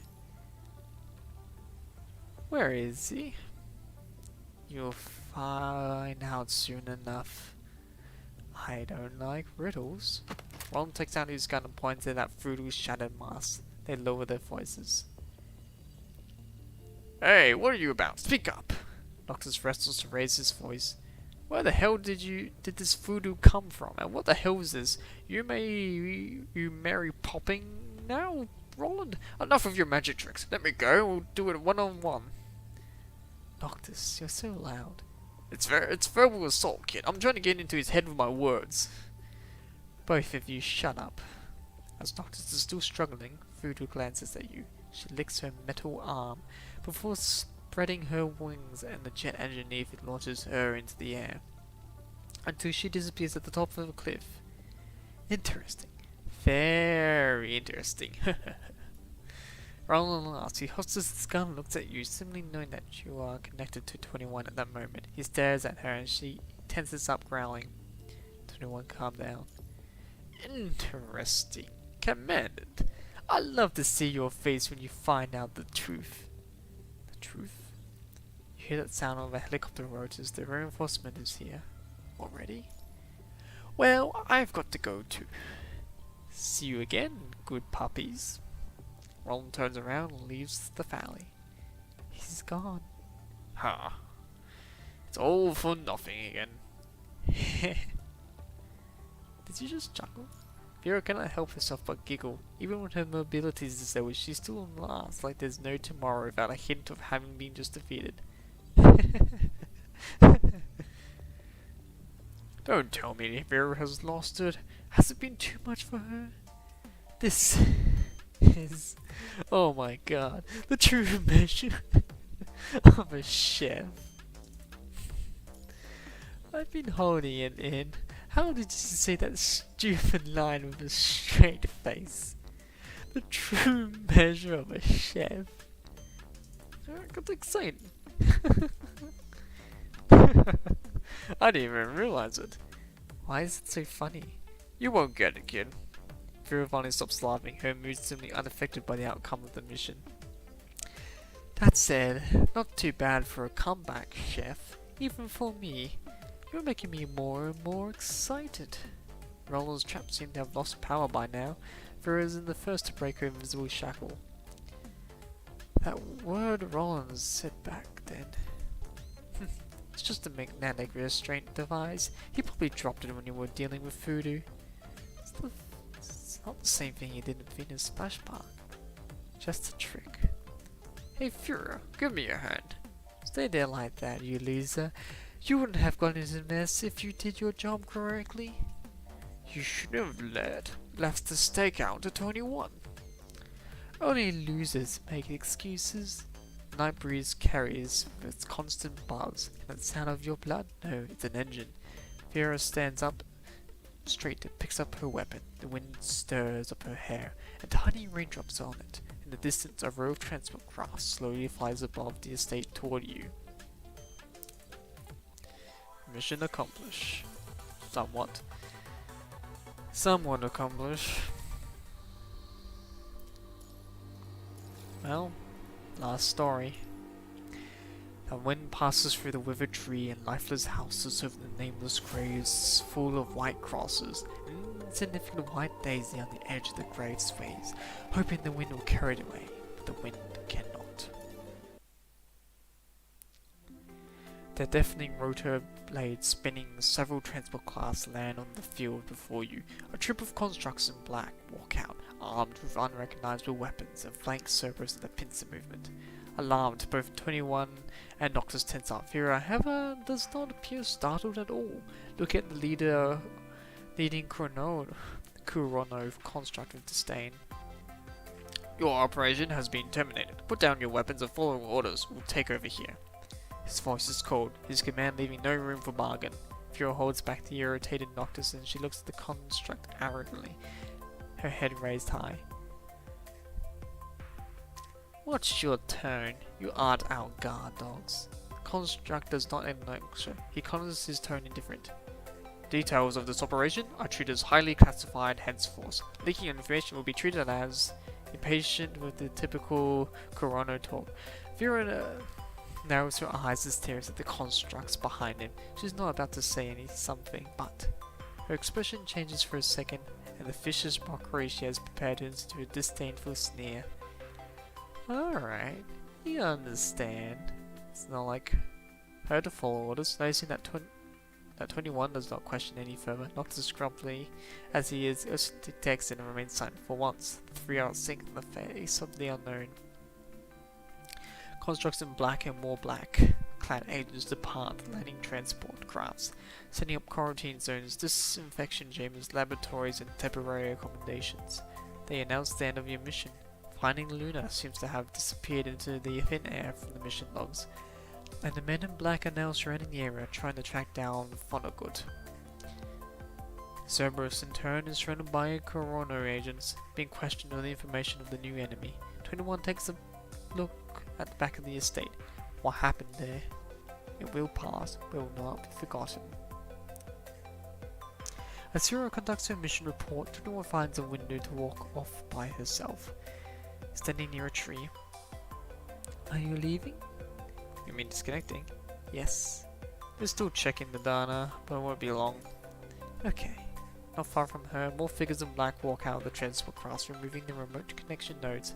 Veronoctus are standing by the side, talking to a human in uniform. For where the estate Luna used to live, and is no longer shrouded in mystery, although the gentle glow of the moon looks serene. Am I your responsibility? I promise you everything here will be resolved. I'll do my best to answer all your questions after this as well. Understood. About the questions you had. She responds so swiftly as she has been waiting for you to speak. What happened to those two girls?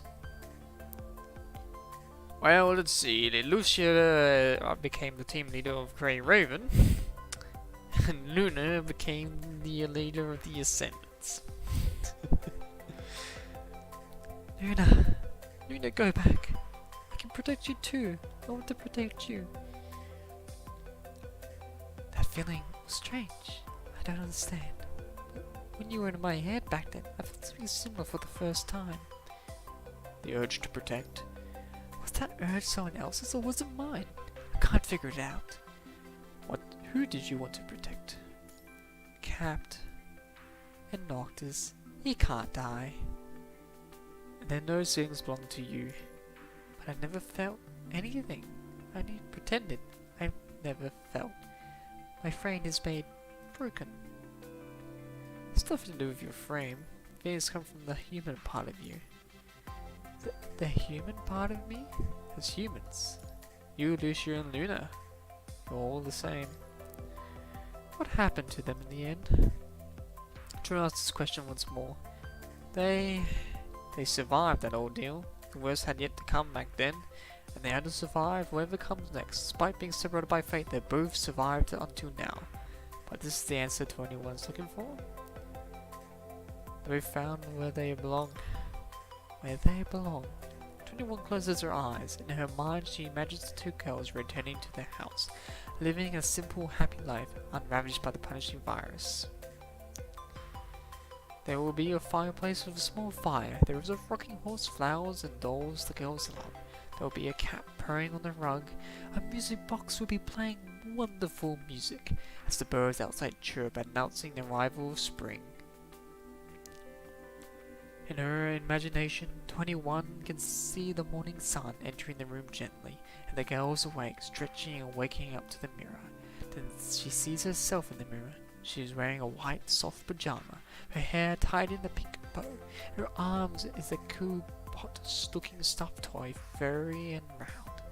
She looks like a stranger, incapable of defending herself, but in her imagination, 20 knows that there will be no danger.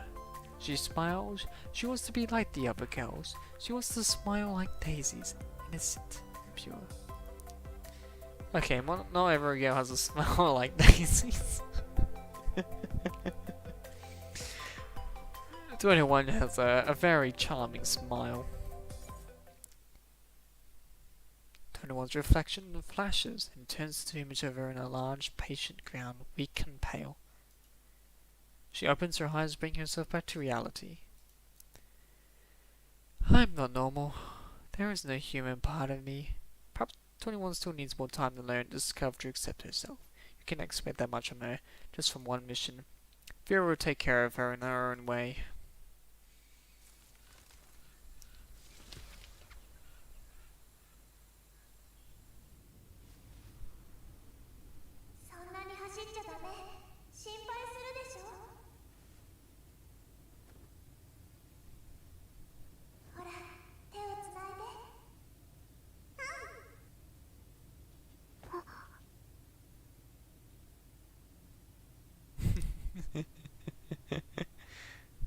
Here's a virtual head pat for you, 21.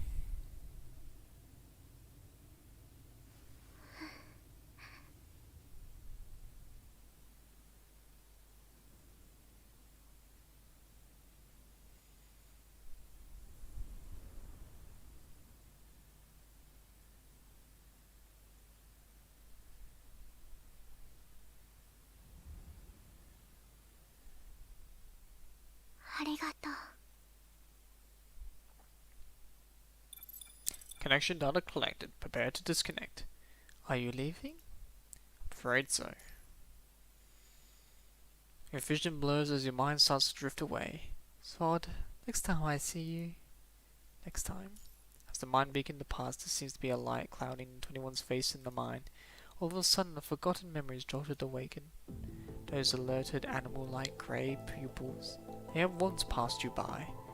Has there long been an inscription before you entered the labyrinth? Next time, I'll say hi. You are removed from the connection, taking off the device on your head, and you realize your hair is soaked in sweat. You look up and find yourself alone in the same room. A few fingers stand in the shadow on the other side of the glass window like little demons guarding the gate of hell, trying to feast on those passing by. Smile wryly. You stand up with the tray and your ankles clanking. Noticing your emotion, the armed constructs on the other side all raise their firearms at you in unison, almost shaking the ground. I'm just gonna shrug, you know what? Just need to stretch. You stand tall and the vertical hits you hard. You often feel this way long after long flights or remote connections. Your back, your freshly healed ribs, your temples, every part of your body is in pain. Gently stretch your limbs and take the opportunity to look around the room again. It looks like the same as it was before the connection. That's enough, sit down. Construct walks up to you and points his gun at you, his scratching voice coming out of a speaker in the corner of the room. His hoofs are so heavy, involving the gears he's wearing, and the ground shakes again. As long as you like it. You sit back down and rest your head on your hands. You want to ask about Corono's plans for you after this, but it's evidently futile, considering the facelessness of the armed guards figures standing before you. In this brief moment of respite, the gears in your brain start turning. Corono's mission was clearly not being locating Luna. They picked this town, and your reactions were part of their plan. Remembering Luna's memories. Because I entered her mind. Corona has been suspecting it, but they're trying to gather evidence. If they compare the visual data during a connection, Corona can easily deduce you might have been stained by Luna's memories somehow. Not that you can control these memory plays anyway. Their target is me. They are ambitious, that is for sure. You still have so many questions regarding this operation. The ascendant that has been guiding Roland. Was that an accident that she ran into Cerberus? Vera knows more than she's been letting on. Did Luna already go after the battle? Then who was finding her? Ever since she entered the town, those hallucinations became clearer and clearer. What's the connection between them? Countless questions occupy your mind. At the very least, the most important one is answered. Tiredness overcomes you. Lucia, Liv, Lee. You place your hands back on the table. There's a slight ping. You think you can feel the wind, which is impossible in a sealed room. That illusionary breeze is gone soon enough. It passes through the heavy bulletproof glass and the 7 centimeter thick metal walls and heads outside. It passed the withered tree and the lifeless houses over the nameless graves full of white crosses. And an insignificant white daisy on the edge of the grave sways, hoping the wind will carry it away, but the wind cannot. The wind turns and heads up. The town grows smaller and smaller in its vision. Past is but a speck of dust in the tides of time. It is a small inscription in the labyrinth. The town is but a blinking signal, 30,000 feet above in the air. Well, government operation logistics center. Commander, speak. Encrypted channel storage module 3-302X. You found it. We found it. There's no immediate danger, but breaching with force will be difficult. Outside Babylon's restriction, that makes it easier. Maybe they've thought they've gotten what they wanted, but the truth is, they've brought what I needed to one of us. That's enough. We don't have enough evidence to strike a facility on the other side anyway. What do you want to do? Send this address with a forged mission ID to the service channel. She'll know what to do. You mean? Don't ask what you shouldn't ask. Understood. This conversation never happened. Exactly. This conversation never happened. Ugh. That's the end of that. And I'm getting tired. So I'm gonna end the stream. It's definitely a short one today, but I'll definitely will continue tomorrow. No, even Lucia's telling me to go to sleep. But I will probably do another one tomorrow as a follow-up. There's still some more lore stories to go. It's gonna take me a few more hours to do. Well then folks, see you around. Time for me to just disappear.